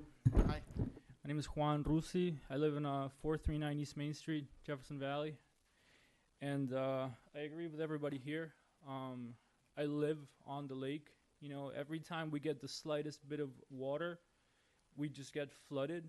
Everybody gets flooded. And it shouldn't be up to me and my dad in a kayak, in a canoe, to go to the drain and clear out with the chainsaw everything that's there, clogging it, like as often as we do, you know. It shouldn't be our job, our responsibility to go and do that, you know. It should be cleaned every week at the very least, because it's not right, you know. Every time we get the slightest bit of rain, the stream overflows, and that's when you get the other problem. Because I know some people there aren't happy with their septic capacities and how everything is functioning. Well, if the drain is properly drained, if the lake is properly drained as it should be, everything would function fine. Because the lake has been going up every year. Every year, if you see there's rock walls where once it was dry, now it's completely on top of the water. So we can't be adding another development and more water draining into that lake. You know, we had a hit and run, I don't know if you guys remember, on 2014 on East Main Street. A 72-year-old woman was struck and killed, hit by a hit and run driver on Thursday night on February 22. So imagine if you have on a 7 square foot mile hamlet, with a density of 2,000 people per square mile, you add another 200 more units, which would total in like an insane amount of people in such a small amount of space. And it would affect the lake again. Also, I think you mentioned something about the lake not freezing. I have pictures of me playing soccer on the lake when it's completely frozen over, like a couple of years ago, 2 years ago. Also, I don't know if you've ever seen otters in the wild. I have a video of 4 otters on that lake. So I'm not sure how polluted anything can be, because I have not an investigation, but like some kind of like Smithsonian National Zoo and Conservation Biology Institute put a thing on otters, and it says their native habitat is unpolluted water with a minimum human disturbance. So for there to be otters there, we should just take care of what we have, preserve it, and just, you know, make Yorktown beautiful instead of adding more things to it and making it, you know, a horrible place to live. There's so much traffic on East Main Street that I have a 76-year-old grandma that she has diabetes. She has to walk up and down, like, because there's no backyard because it's lakes there and it's overflowing. So she walks. What's anything to stop another car to hit her, like this lady in 2014 that was hit and killed? If you had 200 more houses, you know what I mean? And I respect your job, because I know it takes a lot of patience and love for the community to be sitting here and listening to everybody. I know that's hard, because I was a public servant too once. So I respect it, and I just beg you guys to take that into consideration in everybody's needs here. And Thank you, Juan. Yeah, that's all. Thank you. Thank you, Juan.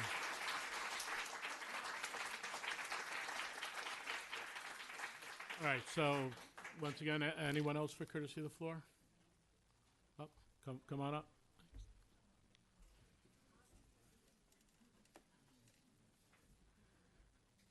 Hi, everybody. Hi. I guess you know where I live, right? You need to step up to the mic, though, and introduce You yourself. know where I okay? live, right? My name is Bob Delgado. I live at Jefferson Village. Hi, Bob. Hi, how are you? First, I want to say hello to the board. Thank you for doing such a wonderful job for us. I've lived in Yonkers for like 31 years. I decided to move up here because of certain circumstances in my life, and I think I did well. I did a good thing by moving up here.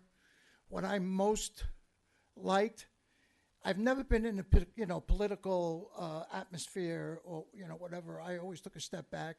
But since I've been here, what I like about the board is that you guys are approachable. I even said it to you one time. You guys are like family. You're very approachable. We could sit down and talk at any time. We could call you. You guys will have some kind of an answer for us, or you will find out an answer that we would hopefully would like. My thing is that what I'm most concerned about, especially with all of us, that, when I speak, I guess I could speak for all of us too, at Jefferson Village and probably most of the people in Yorktown. We all have our concerns. We all love where we live, and we want to keep it that way. What I see is that I just haven't heard anything from you guys yet that you got our back. We would like to get something from you tonight, especially that a lot of people are here, that let us feel that the people that we put here are going to fight for us. Some kind of way, so you've heard all our concerns. Now we want to hear from the board, even as individuals. We'll take what you got. We want to hear what's going on. We want to hear your personal views on these matters. You don't have to mention all the matters, but as a concern, we want to know that you guys are there and you have our back. That's all I have to say. Thank you. Thanks, Bob.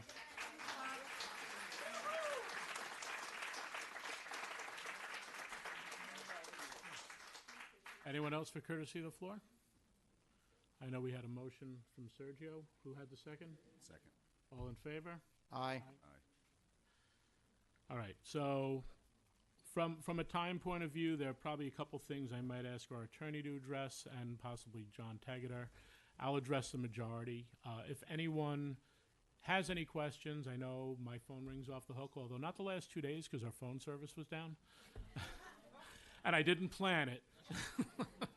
But I get the emails. I do respond. I get phone calls. I do respond, and I am always here for conversation. Is everyone on the board? So if you want to talk to anyone individually, please. Our numbers are on the website, or at least our email address, and you can send a phone number if a number's not listed, and they can contact you back. If you don't have any luck, please contact me. My phone does not stop. Trust me. So I want to address a couple things, and I'm going to move around in a couple things. So we had Mr. Lieberman talk to us specifically about the Maple project for environmental not letting gas, and then we also had someone talk to us, I believe it was Howard, about ground-mounted solar, or someone who was like very against ground-mounted solar. So the only thing that comes to my mind, if we don't find a compromise here, we're going to be burning newspapers. We're not going to have any way to heat our homes, to cook our food. So I think this sort of goes to the whole theme of tonight. There are a lot of different opinions. We heard people talk about septic, and we had people talk about sewers. So, well, someone mentioned sewers thinking that Osceola's sewered. It's not. It's septic. And that's part of the issue with the lake. I personally have never seen it frozen. I am glad that it is starting. Maybe some of it's starting to clean up. And I don't know. I've seen beavers in there, but never an otter. But yeah, oh, that's cool. I'd love to see that. Thank you. But it's great to see if that's coming back around, because nature does have a way of resetting and going there. So let's talk about Some of the things, so we had a lot of, we had Jay talk about liaisons to the town board. Jay, I agree. I think that as we are newer town board members, we have to learn. We have to go there. I purposely make it an effort to, if there's a really important meeting, and I heard some criticism about it at the zoning board meeting when I was watching it on TV, I purposely don't come here because it's not our job to influence. I don't want to sit in the audience and have them feel that I'm there to influence them in any way. I think it's right that they make their decisions based on the facts and based on the code and based on the information before them. Not for me to come in, sit there, and stare someone down if I don't like what they're saying. I just don't think that that's there. I talk to the newer board members, as we have all newer board members. No one here has finished a single term. And you know what? It's part of the process, and they will be where they need to be as we learn. But it's hard to not ask the questions when it comes into your mind.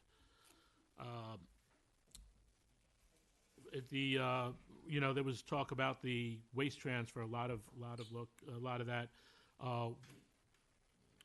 which the transfer station, the comments that are coming. This is why we look at the code. This is why we take a look. There was a comment on, I think it was Mr. Strauss saying, well, why didn't you look at this before? Because you know what? Never really came across our plate. And sometimes that's what has to happen. We do look at it. The code is immense. It is not picking up a 2-page thing and reading it through and saying, oh, no, we're all good. Some of our laws and codes are dozens of pages long. If you really want to get some good sleep, pull out our tree law and try to read that. Okay, that'll give you a week of time. But we do look at that. That's actually, the comments are what sort of opens the window and lets in the breath of air to look at that. We were taught that, there was some talk about the first zoning meeting, and I think that was Mike. The question was, what exactly has happened? So our planning board said that they believe the setback should be 200 feet. Because of Somers, the attorney for the other side said, I don't really care about Somers because we're working in Yorktown. Our planning board rightfully said, no, we look at all of the property and all of the setbacks and all of our neighbors. And then it was turned around and they wanted a ruling from the zoning board. They did not go for a zoning appeal as of yet. I believe that's what they're going to do. But the zoning board said no. The process is absolutely right from what the planning board is saying. So that'll be one example that I use where the zoning, the planning, the laws and code are not there for the developers. There's a lot of that thought process that, well, it's there for the developers. It's not. It's there for the protections of the people of the town. Are there compromises? Absolutely, but we'll go through some more of that. The Route 6 traffic, the medical appointments, traffic for shopping, I've experienced it, especially going into Cortland. They've developed a lot in Cortland that creates a lot of traffic for Yorktown, that creates a lot of traffic from Somers and coming down and Mayapack. And we unfortunately become the victims of our surrounding communities as well. There is money involved. I know someone was pointing that out. They're tax dollars. But what also happens is economic development from that money. So when people come in and build, there was a question about the doctors. I know someone said that Optum is not hiring doctors to one of the board members. If Optum is not hiring doctors and expanding their business, I guarantee you that either Cornell Wheel, New York Hudson Valley Presbyterian, Northwell, they will find places and they will open up because they want your business. The medical profession is strong.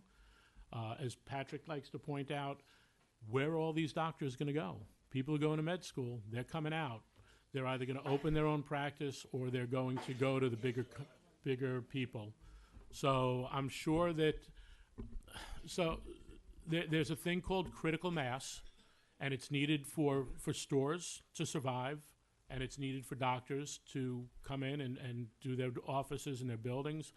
And, you know, I just think about the stories I've heard of hey, we don't want this development here, and we ended up with it, and it was Jefferson Village. And then we got some stores around it. And then we had back at the time, it was Mount Kisco Medical came in, and they built a whole medical building.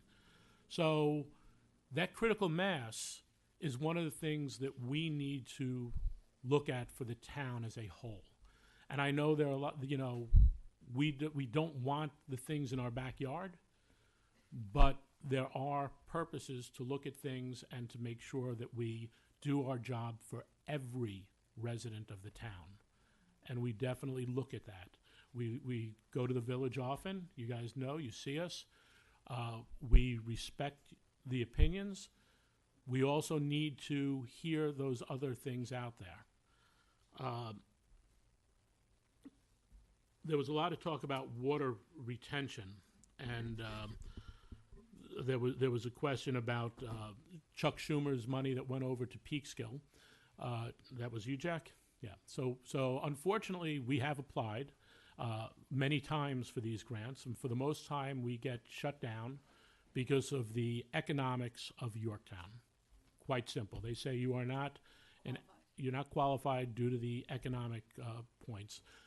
We keep applying. Matter of fact, June 14th, we had 3 different waterway grants go in that we're looking to try to help with the water retention, the water traffic, the flowing. When a project comes in, our planning board does a phenomenal job at storm water retention. So what has to happen now? Someone brought up a great point. They said, well, you're paving, and now there's an impervious surface, and the water isn't going into the ground. Well, they actually build drainage systems with big tanks where the water comes in and filters into the ground. It's called a water retention pond or a water retention pit, depending on how they do it. By the police station, there are ponds that the water goes into, and then it soaks into the ground. So there are mechanisms that our planning board looks at and puts as a requirement of the project and the development. So that is something that's looked at. If they're putting in streets, they could do actual stormwater drainage, which is great, and will help the water flow to where our engineering and planning department think it's best to go to. But we will keep applying. We hope we have. Look, I ask everyone. I don't care. As I think you might have pointed out, red, blue, purple, as Tommy used to say, duck. I don't care. I want the money for our town. We will keep applying, and I will beg and make sure we get it. I will point out that we were just awarded a $100,000 grant from Senator Harcum. It's not been made official and out there, but that's there. We just got basically $500,000 for our police department through law enforcement grants. We have another $60,000 grant for EV chargers. We have and Sarah's a member, Sarah Wilson. We have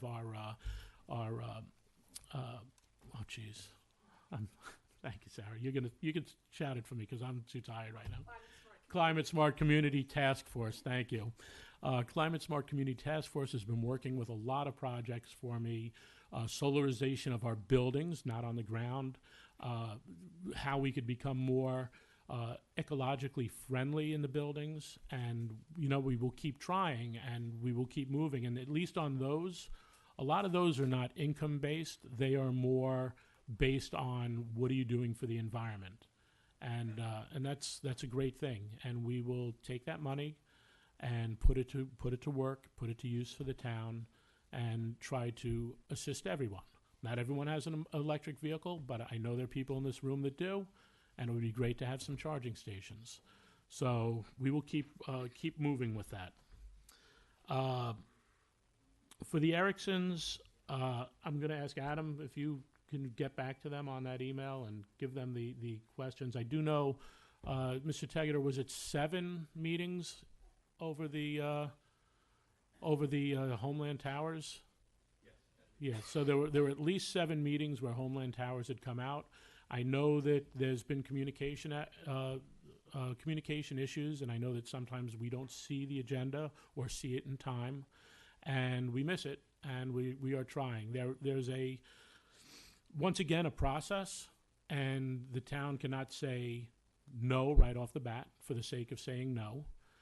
But I will say that I have already spoken with Mr. Rodriguez after one of the first meetings where this came up about bringing Homeland Towers in, but more important, there's an independent company that did a cell service study, and they're going to come back in for a meeting, and then we're going to talk about the different options that are available now versus 4 or 5 years ago when this started, and try to get that rectified. It probably will not happen till either the governor signs off on the alienation or the fall. So we'll get that. But I think the alienation did pass. We don't alienate the land. That goes through the state. It had to go through the Assembly and the Senate on separate bills. I do believe it passed on both of them. And then we will look at that. But be aware, where people don't want it in their backyard, there are entire swaths of neighborhood down Curry Street where they are like, I don't have any cell service. God forbid there's an emergency. If my cable line is down, I need to use my cell phone. So there's a lot of yin and yang in all of these. There's a lot of balance. And we'll definitely open the debate. We'll definitely have that conversation. I think that, what was it, one of my second or third meetings that lasted till 1 a.m.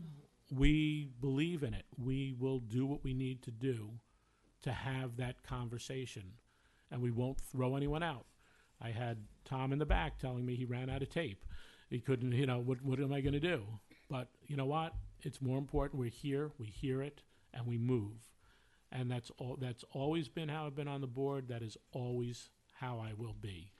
And I thank my board because they back me in that. Which, I'll bring that. We do have your back as Yorktown, and we will listen to all of the voices. It's said so many times, you don't listen to the voice, you don't listen to this, you don't listen to that. We do. Sometimes, as someone pointed out, the answer is no. Sometimes it happens that, you know what, we can't. But we will listen, and we won't sit here with as I asked you in the beginning, don't sit there with a preconceived notion. Let the information come out. So a couple of the other things I want to talk about. We spoke about water mitigation. They also do traffic studies. And once again, the level of studies that need to be done if something moves into a overlay district is tremendous. The traffic, the mitigation, they go through much more of the SECRA process, where they have to do all of these different studies on how is it going to affect the environment, how is it going to affect the traffic, how is it going to affect the view sheds. There's a tremendous amount that goes in that.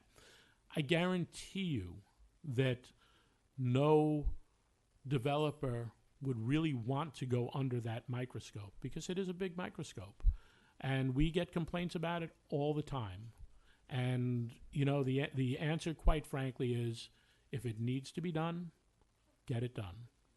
And when someone comes to me and says, well, I did this study, but now I have to do that study. Well, if that's what the planning board's directing, we need to do it. We've had projects that have to do historical, that have to do traffic, that have to do mitigation. It's really important.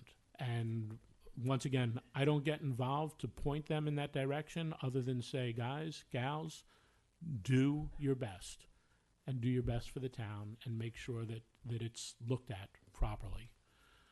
Then the reports come in, and guess what? They get torn apart. And then when the report gets torn apart by our planning department, it then goes out to an independent person that the contractor has to pay for. So if they used company A to do their traffic study, company B has to review it to make sure it was done properly. And they work for the town, and we bill the contractor. So it's a system of checks and balances involved in all of these processes that are essential. Let's see. So there were also numbers thrown out, and I really caution this. 254 units is a conceptual number. We do not know what planning thinks works, what the studies say work. I know, Howard, you said tripling the traffic. I would rather see the traffic studies. There is a formula that's used from about school-age children into apartments. So I'm not sure what the concept will end up being here, but for apartments, using the formula for 250 units, just to throw that out, it's approximately 25 students, 24 and a half. This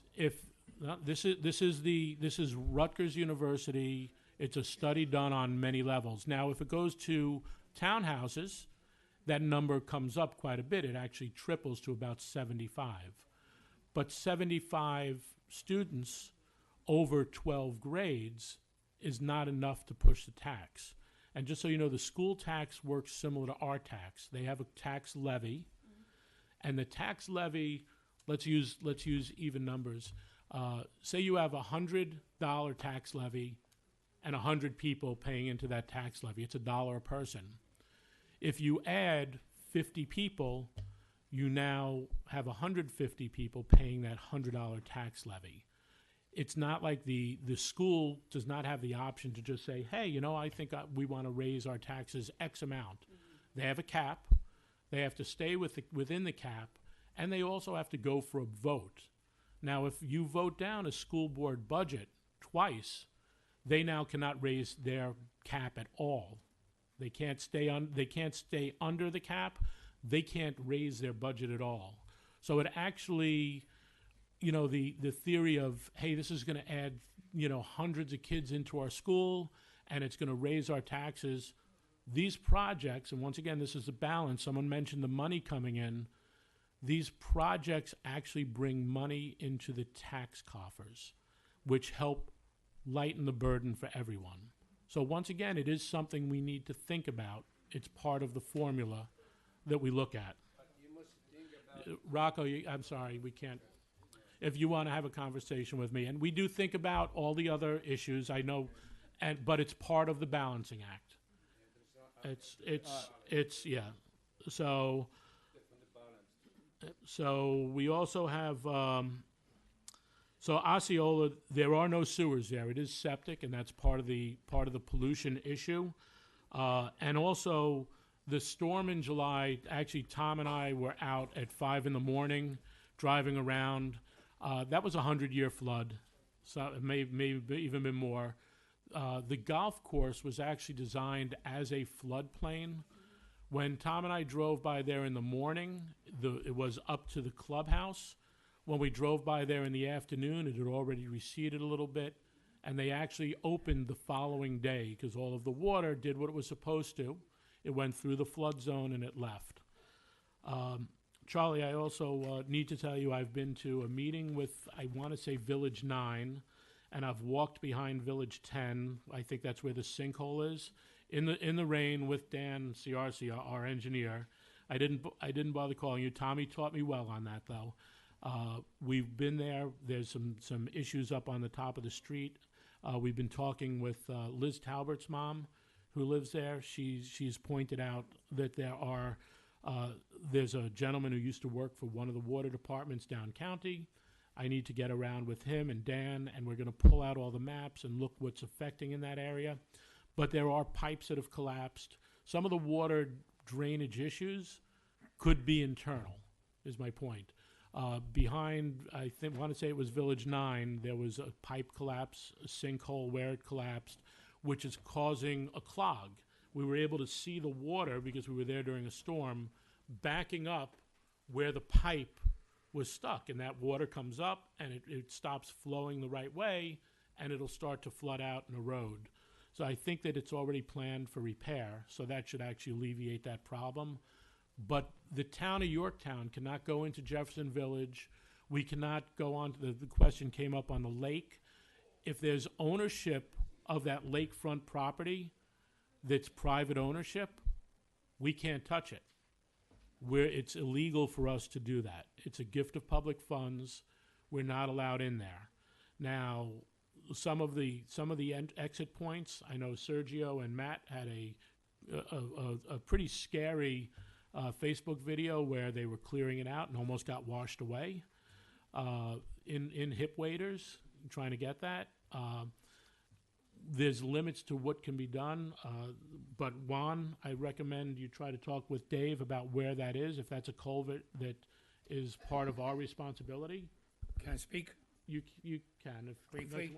Okay, Juan, what you have there is that water is finding its way all the way down to the Peekskill watershed. Okay, it goes through the mall.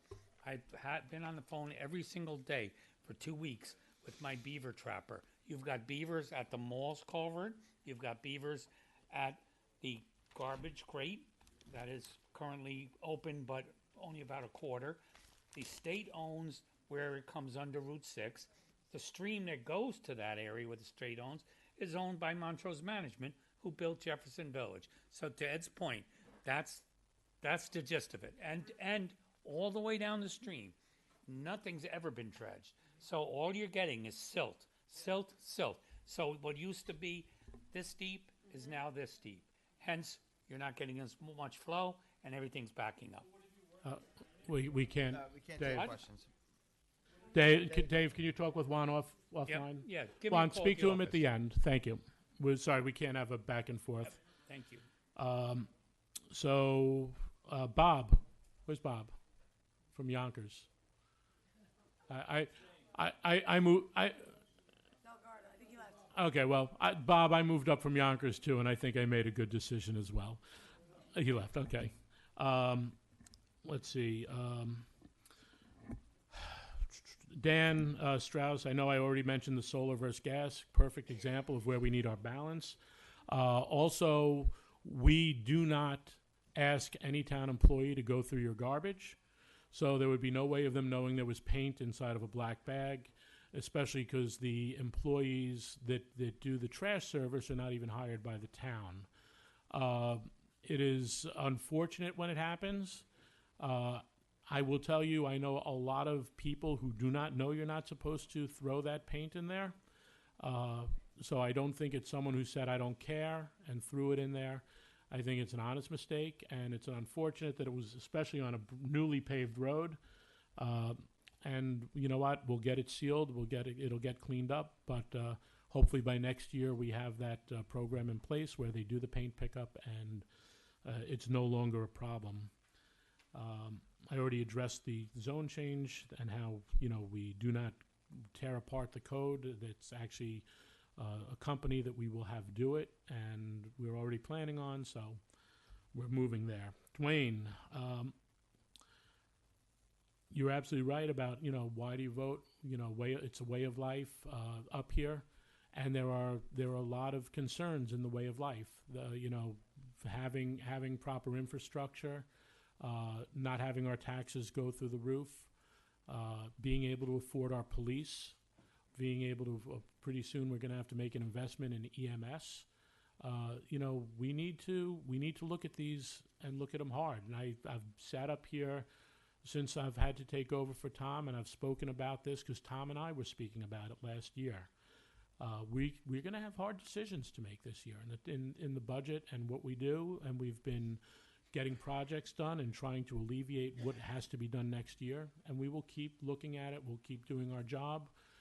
We'll discuss them. We will vote on them, and we will keep going. But once again, it's all of Yorktown as a whole. It's not just Jefferson Village. It's not just Lake Osceola. It's not just I call them the state streets back by California Road over here. Yorktown is big. It's vast, and it's very, very diverse. We have a diverse population. We have a diverse housing stock, and we have a lot to consider. It's not on deaf ears. Larry Killian, we were talking about housing projects today, more than residential. I understand your point on the 401B and or 45B. Sorry, thank you. And Adam, you could look into that, but I don't think we have any violation. No, I don't believe so. Right. Thank you. And I will point out that when we had the discussion about disclosure statements, there is personal information there. They ask about your family. They ask about loans. They ask about debt. You know what? I don't think it's appropriate that anyone's life is spread out on display. And I know we had the conversation during those meetings with the ethics. Eventually, if there's a different board that feels different, I know that I personally don't have a problem with my ethics form being put out there, but I don't think it's appropriate. So I'm not going to rule on it. I don't think I should know what property Sergio's son owns, and I don't think it's appropriate that I know what money Luciana owes or she lent to someone, because that's what's on there. I don't even put my kid's name on his backpack. Okay. So there's an appropriate level of information that's needed. We do have an ethics board that goes through our disclosure statements. If they see a problem, they notify of the problem. And you know what? That's the process, and I think it's more than adequate. And I just think that it, to a degree, it's really, really inconsistent with what the ethics board is supposed to be doing and what it's about. I believe that they do their job like every other board. When we have had people that have run for election and got elected, you're off that board. You don't belong there anymore. But they even have to look at their own disclosure statements. So it's a process, and I think they take it extremely seriously. Those of you that have been in town, our chairman there is Jim Maturano Sr., who was a council member for 20 years. He worked for the court system. I think that he does a phenomenal job. And by the way, he's on the other side of the aisle from where I sit. But that's not what it's about. He's a lawyer by trade. He's a lawyer by trade. And you know what? That's what it's about, and that's important. Does a wonderful job. God bless him. And Jimmy, happy belated Father's Day, although we did text for Father's Day. And that's where that's at. Someone brought up that Yorktown is a sanctuary town. We are not. We are in a sanctuary county.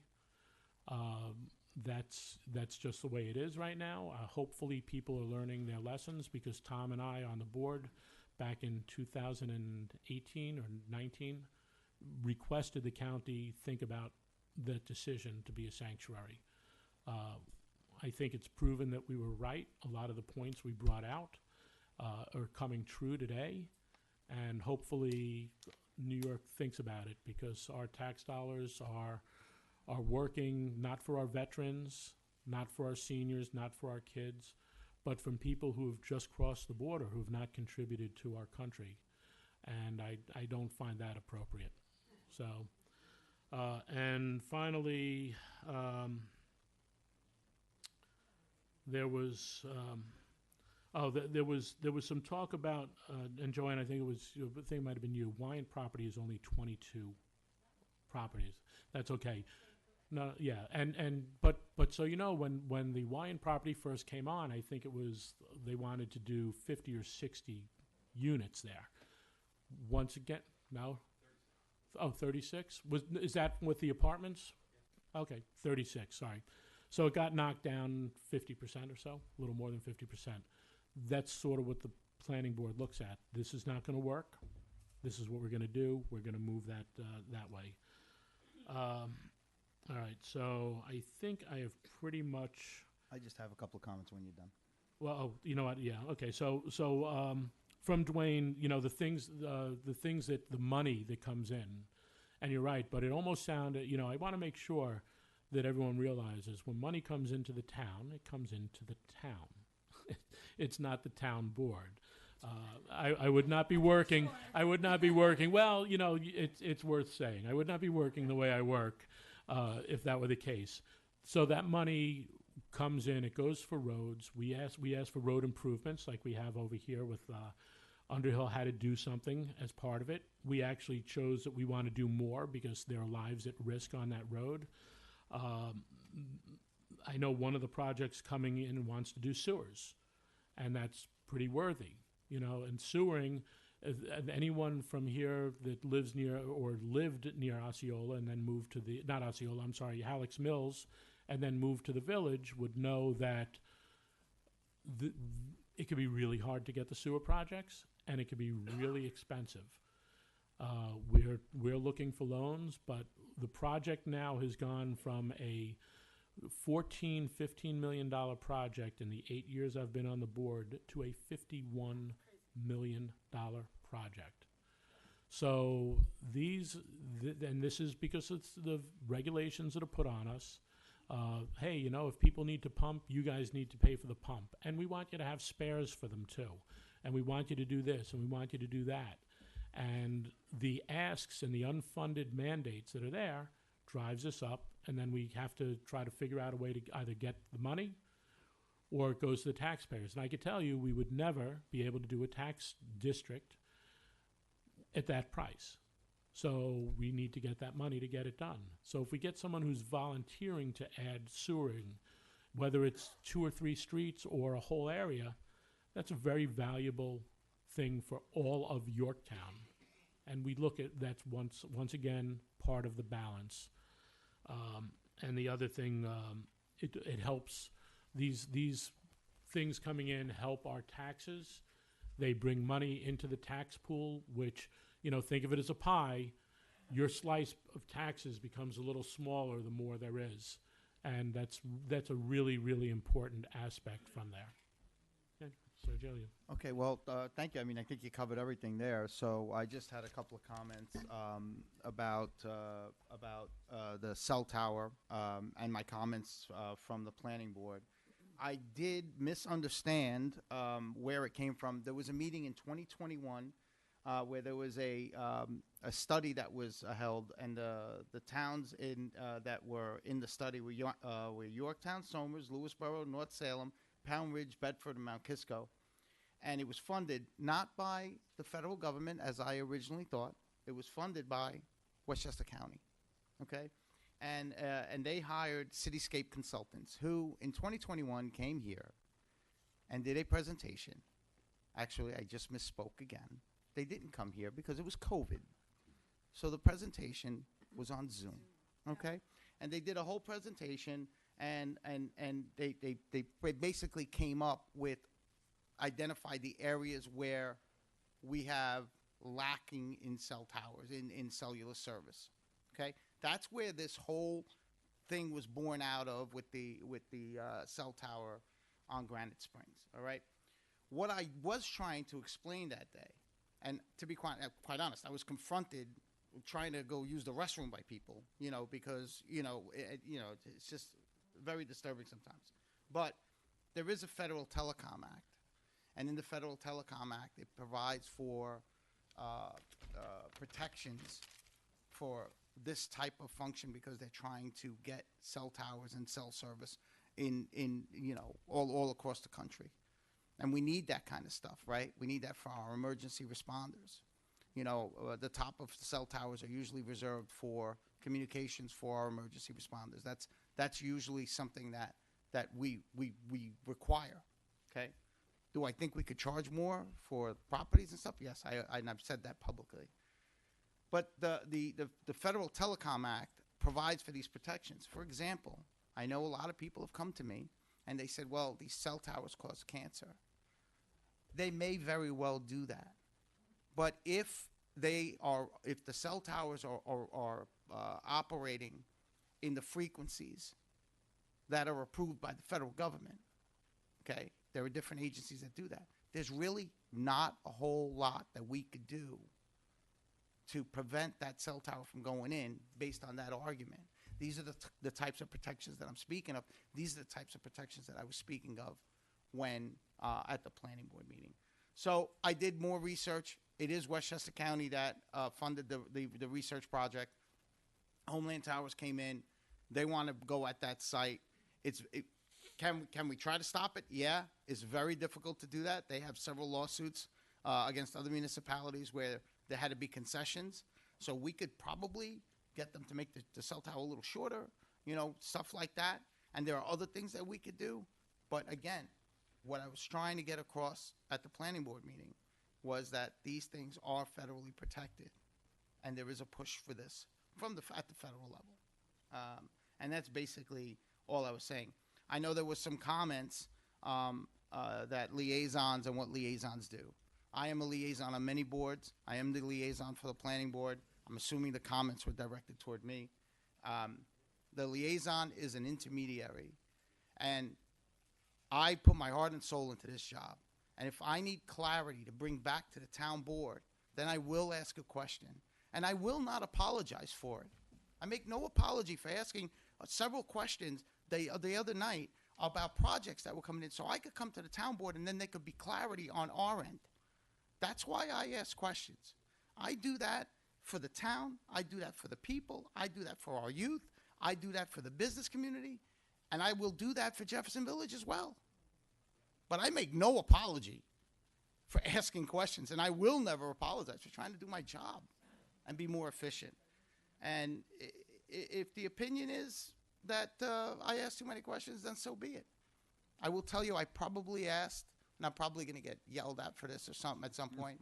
I probably asked 4 or 5 questions in the course of a 2 to 3 hour meeting at the planning board. And it was regarding 2 projects that are in front of us. And I think clarity is really where we should be at. Now, if there's some, I know there was a comment that there was some influence. If that comment was directed toward me, I ask you to bring evidence. Because if you think I influenced somebody, then bring it on. I would like to know how I did that and where that was. Don't just come up here and throw stuff out there and make it sound like some, nefarious thing was going on. Just like when we're looking at projects. The comment that we get all the time, we're benefiting the developers. No, not really. Because a lot of the projects that come in, what we try to do is we try to get something back for the town. We try to do something good for the town. And sometimes that goes through the developers. For example, the Navajo project. The sewering of East Main Street is very important, and that would be done for free. So that's a big thing. Now, there are concerns for Jefferson Village as well, and I understand them. And we're trying to mitigate all of these concerns and listen to everyone. Now, for everyone that's in this room that's against the project, there are people in this room that are for something like that. But the project isn't even in front of us yet. So when it does come in front of us, we will listen to you guys. We always do. But we're going to listen to the people that actually even want the project as well. That's our job. Our job is to try to listen to everybody and try to figure out the best path forward. Sometimes the best path forward is nothing. Sometimes it's some kind of a compromise. I don't know. I don't know in this instance. I don't know with the transfer station. I don't know. We're waiting. Okay, obviously, I'm not a big fan of having that there, but that's a whole other story, and that's something that I will flush out with questions, and there goes those questions again that I like to ask, with those questions that I ask in order to get clarity for all of us involved. So that's that. Now, as far as the lake goes, I know there was a comment that the trash gate, which is on Hill Boulevard, has never been cleaned.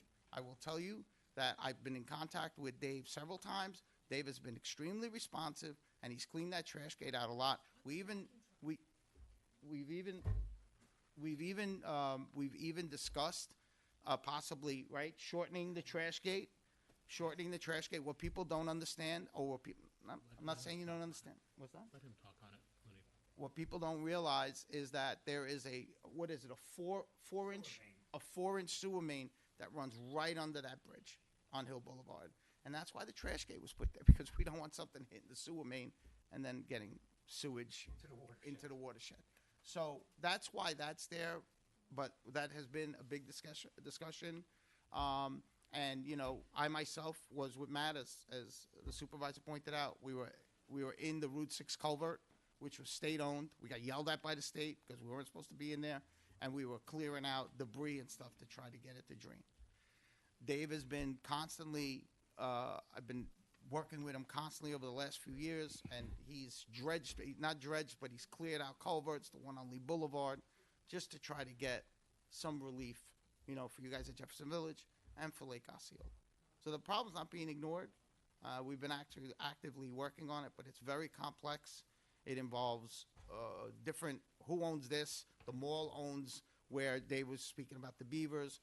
So we got to contact the mall to clear that out because we're not allowed on their property. We're not allowed on the state property, so we got to contact the state, who was cooperative to a certain point.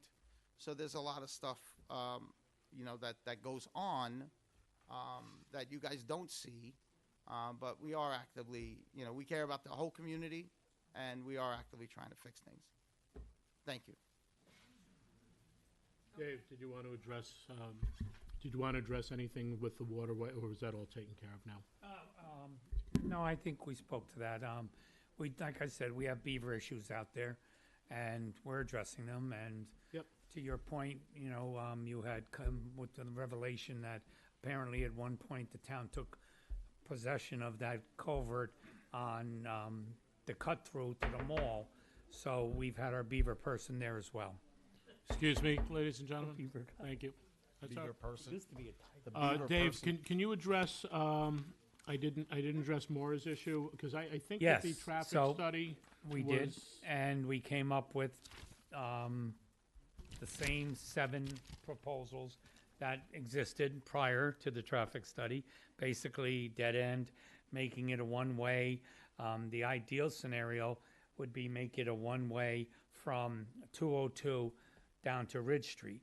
And the reason being, if you made it a one-way the other way, when people would have trouble egressing onto 202, it would back up all the way down Halleck's Mills Road.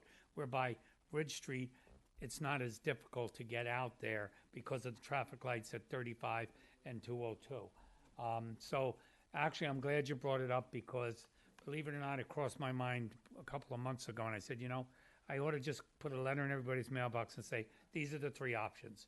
What do you want to do? Dead end, one way. The one way coming in off 202 is a wonderful idea, but we've seen that working with the state is impossible. In order for that to be functional for Halleck's Mills, we'd have to have a no left turn sign on 202 because that would cut traffic by 75%. We'd eliminate all the traffic in the morning, which is cutting through to get over to the Parkway, and we'd eliminate, of which, to your point, I sat out there one morning and 82% of the cars that came in off 35 and came down Halleck's Mills were from Connecticut. Had my little clicker, and I sat out there for 3 hours because I'm like, show me, I'm from Missouri. You know, I want to see for myself. Don't tell me the traffic guy said this, you know, and I'll tell you what the traffic is. So, yes, so I will jump on that. Well, not necessarily jump, but, you know. I had my hip done a few weeks ago. So I'm not jumping a lot, but I will make a proposal to the residents, and I think it's time.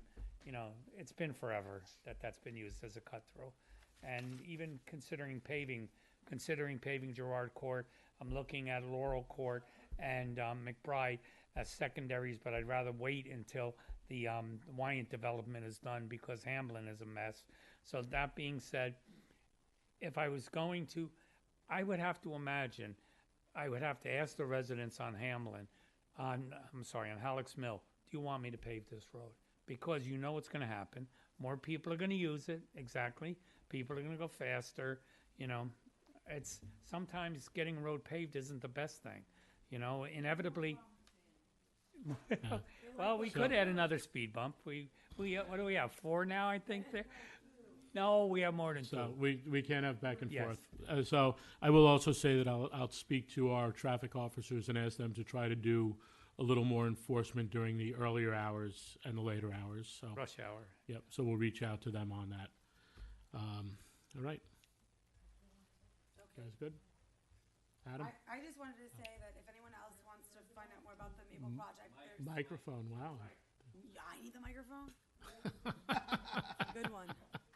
Anyway, in case you couldn't hear me, if you want to know more about the Maple Project, the Conservation Law Foundation is actually showcasing a lot of information. It is a bit premature for our area, but it's great to just keep it on your radar, so thanks for that, Mark. I'm glad that we addressed Maura. As far as liaisons go, I don't know if the comment was to me, but I ask a ton of questions. And yeah, I ask a ton of questions, and I bring a lot of my middle of the road kind of perspective to like what sounds like common sense to what sounds outrageous. I get a lot of eye rolling up here because of it, and I take it, and that's who I am. So I apologize if I may have asked a question, and Jay, it may have offended you. I don't know where Jay is. As far as it goes with, I understand. I have a lot of frustration with the lake because there is an association that went under like some level of bankruptcy that like abandoned it at some point. And it's hard because it's like I can come up with 10 ways to help get rid of it, and all 10 ways are not allowed to be done on a governmental kind of level. And getting a hold of someone, I know for a fact that Sergio stayed at their door for hours and was like literally, the door got slammed in his face, that nobody wanted to talk to him about getting the old association who owned the actual lake. And it's wild because as lakefront property, you own up to certain parts of the lake, and then the lake, its bed, is owned by this association. So, I mean, again, I hope whoever you are, you hear us. Like, put a vacuum truck in it and figure it out. Like, it needs to be cleaned. But I don't know if you're allowed to, but I'm just saying there's a lot of rules that go against it, where the common thing to do it isn't being done because it's not allowed to be done. And I just want to name that because it's very frustrating even sitting on this side. And as far as Jefferson Village goes, I hear you. I hear how it's going to affect you guys. I took plenty of notes, took 4 pages of notes. I also noted when you guys said the same thing over and over again. Water's a bear. The only water I knew in the Bronx was out of a hydrant, so I understand that here water can seep into places you don't want it to. I also know what congestion looks like. I also know how the roads work. I do not think, Jack, I'm really sorry, I can't get an appointment. I'm 43, never mind when I'm 80. I can't get an appointment less than 3 hours. So I really hope whoever is up there is listening to us that we need better doctor and services. It's wild. And it should be easier to go to the stores now because most people have Instacart, but I guess those people are shopping for us. So it's even harder. So I hear that, and I feel like that's a universal problem with or without another unit. So I just want to name that you guys were heard.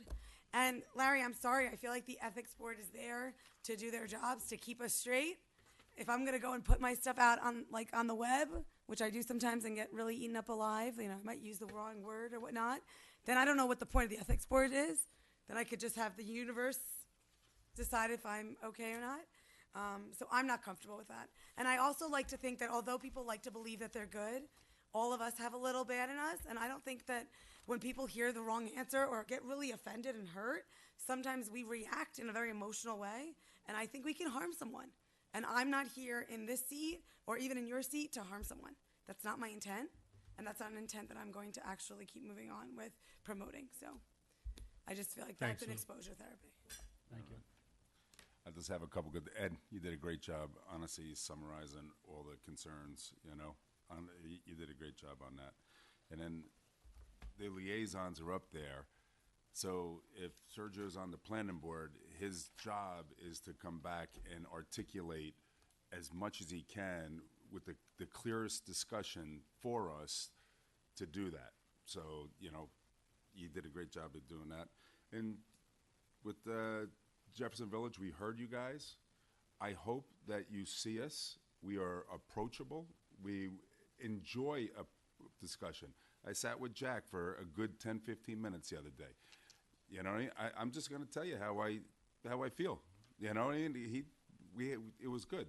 And I appreciate the conversation. That's our job. Our job is to hear you, have the conversation with you. Not just to ignore you and then just go do what we want to do. And we don't have that. You have the planning board, the zoning board. You have all these other boards to take care of, that have some input on this. But I'm just we are, all of us are approachable. And a lot of people have our cell numbers and call us. Oh, and I just want to name, Joanne, you're 100% right. At the end of the day, when it comes to us, it's our final decision. So not only do I listen to what the constituents want, I also listen to our boards and what they've learned. And then I try to find, like, what the true answer is for me. Because we all have favorites, right? So I hear that. No. They don't have to elect me, or they have to give me information. It's a matter of having their information, because I'm not. We are elected to take all the information and make the best decision possible for the town. All right, thank you, Lou. We will move on. That's okay with everyone? Let's do it. All right. We do have a public hearing decision on the proposed local law to amend Chapter 275 of the Code of Town of Yorktown entitled Vehicles and Traffic. Dave, do you want to hit that, or? Yes, actually, this, you had closed the public hearing on this a couple of meetings ago, and Adam's been gracious enough to draft up the legislation so we can file it with the state. What this does, and we all had a bit of a learning experience in this particular instance. So I'll say, Ladies and gentlemen, if we could have some quiet in the back. Thank you. I'll say I did that, with respect to minimum speed limits in town, that you couldn't have less than 25 miles an hour without an active legislature, other than school zones, libraries, and hospital zones. So that being said, these roads, we couldn't drop them lower than they are. So we've dropped these particular roads that are requested to be lower speed limits to 25 miles per hour. Now, that doesn't preclude the fact that we will move forward and try, working together to try and get the legislature to pass, something where we can, in Yorktown, drop it to 15 miles an hour, depending, or, whatever the public wants. But, this is the jumping off step, rather than sitting around waiting like we have with respect to Halleck's Mill for the last, it was actually 4 years ago that we had this study, because Matt commissioned the study. So that's how long ago it was. So this, it drops the speed limits to 25 miles an hour on Aqueduct Road. One road is not listed in here, but it is on the law. Okay, that's part of Bridle Ridge, which is Hitching Post, Woodfield Court, High Ridge Road, and Rockwood Road. The town attorney looked it up. It's in there. Baptist Church Road and Aqueduct Road. So these are all being dropped to 25 miles per hour. Okay, so I'm glad we finally got that out of the woods. He said, I can't speak. I just want you to take a look at all of the residential roads.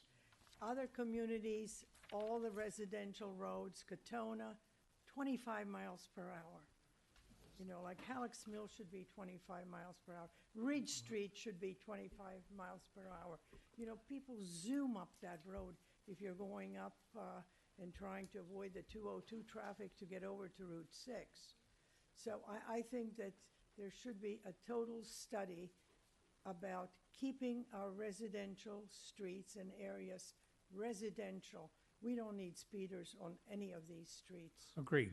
White Plains actually just passed a law, the entire city. The entire city limits 25 miles an hour.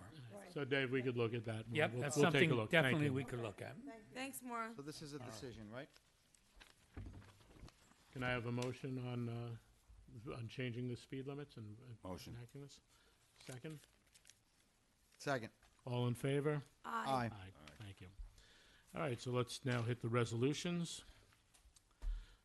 From the Finance Department, authorize a comptroller to pay Margaret Grocia the cash value of unused time as of her date of retirement and process the following budget transfers for the John C. Hart Memorial Library, and those are enumerated in the agenda. Authorize the comptroller to process the budget transfer to pay for that. And we're gonna, from the Highway Department, authorize the following street opening and driveway permits to be released for the Highway Department, as denoted here. For Willowway Street for $2,000. From Parks and Recreation, extend the bid for T-shirts and uniforms for use town-wide for an additional year. And that was Empire Printing and We do have the option to extend the said bid for 3 additional one-year terms, and this started July 29th, 23 through July 18th, 24, with an additional mutually accepted option year beginning July 19th of 2024. So then we will, from the police department, authorize a member of the Yorktown Police Department to attend a conference involving 3 overnight stays, July 14th through July 16th, and that's a conference in Upper New York State. We want to authorize a supervisor to sign an intermunicipal agreement with the County of Westchester to assign an instructor to the county's police academy. We want to authorize the police department to purchase 2 used vehicles off of contract number BL 241712, CR number 2110429, and BL 241713, CR number 2110438, from Park Ford of Mayapack, Inc. at a total cost not to exceed $50,000 and no cents. Authorize Yorktown Police Department to have RFC Emergency Lighting and Services, LLC, provide equipment and installation for the 2 new police vehicles in the amount of $27,020.72. And from Section 8 Housing, set public hearing date for Housing Choice Voucher Program's 5-year plan. Whereas the Town of Yorktown will hold a public hearing to allow comments on the Housing Choice Voucher Program's 5-year plan, and whereas the 5-year plan states the program's mission for serving the needs of low-income, very low-income, and extremely low-income families in the PHA's jurisdiction, and lists the goals and objectives which will be used to measure the agency's success in fulfilling the mission, and whereas a copy of the proposed plan is on file in the office of the town clerk as well as the Yorktown Section 8 office for a period of approximately 45 days, where it may be inspected during regular business hours.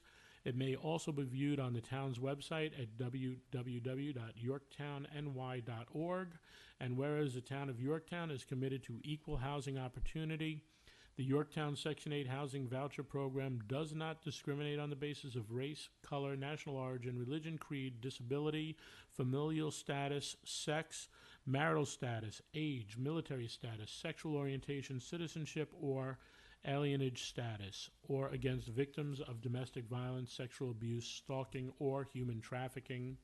Be it resolved, a public hearing will be placed on the agenda and will be held during the regular scheduled town board meeting on Thursday, August 8th, 2024, in the town boardroom, Yorktown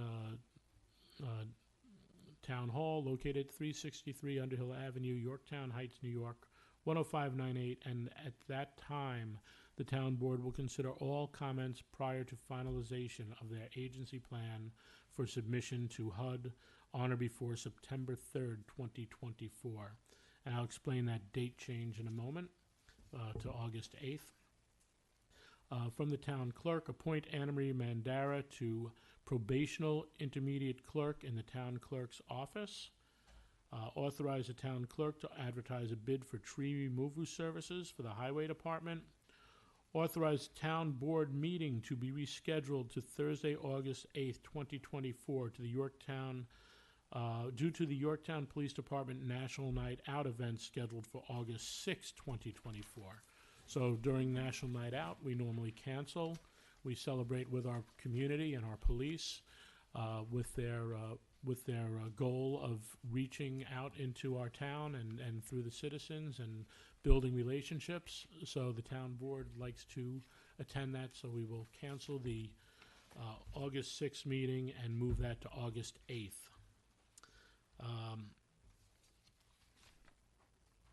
We will set the public hearing date to consider rezoning application from zoned RSP3 and R140 to RSP2 received from Toll Brothers, Inc. for property located at 2302 and 2448 Catherine Street for the purpose of constructing 118 age-restricted townhouses. That's a 55 and over community, which I believe was part of the Field Home Foundation's stipulations of purchase for that property. And we want to set a public hearing date to consider the stormwater management, wetland, and tree permit application received from Teatown Lake Reservation for the placement of geotubes used in the dewatering of dredging sediments. Okay, so those hearings are both on the 16th day of July, 2024, at Town Hall, 363 Underhill Avenue, Yorktown Heights, New York, with the meeting starting at 7:30 p.m. Okay, can I have a motion? Motion. Second? Second. All in favor? Aye. All right, and one more. Motion to adjourn the meeting? Motion. Second. Do you All want in to favor? explain the change of date, though, before we? I did. Oh, okay. I thought you said something, you want to say more. All in favor? Aye. Aye. Thank you. Good night, Yorktown. Thank you all, Yorktown. Have a good evening.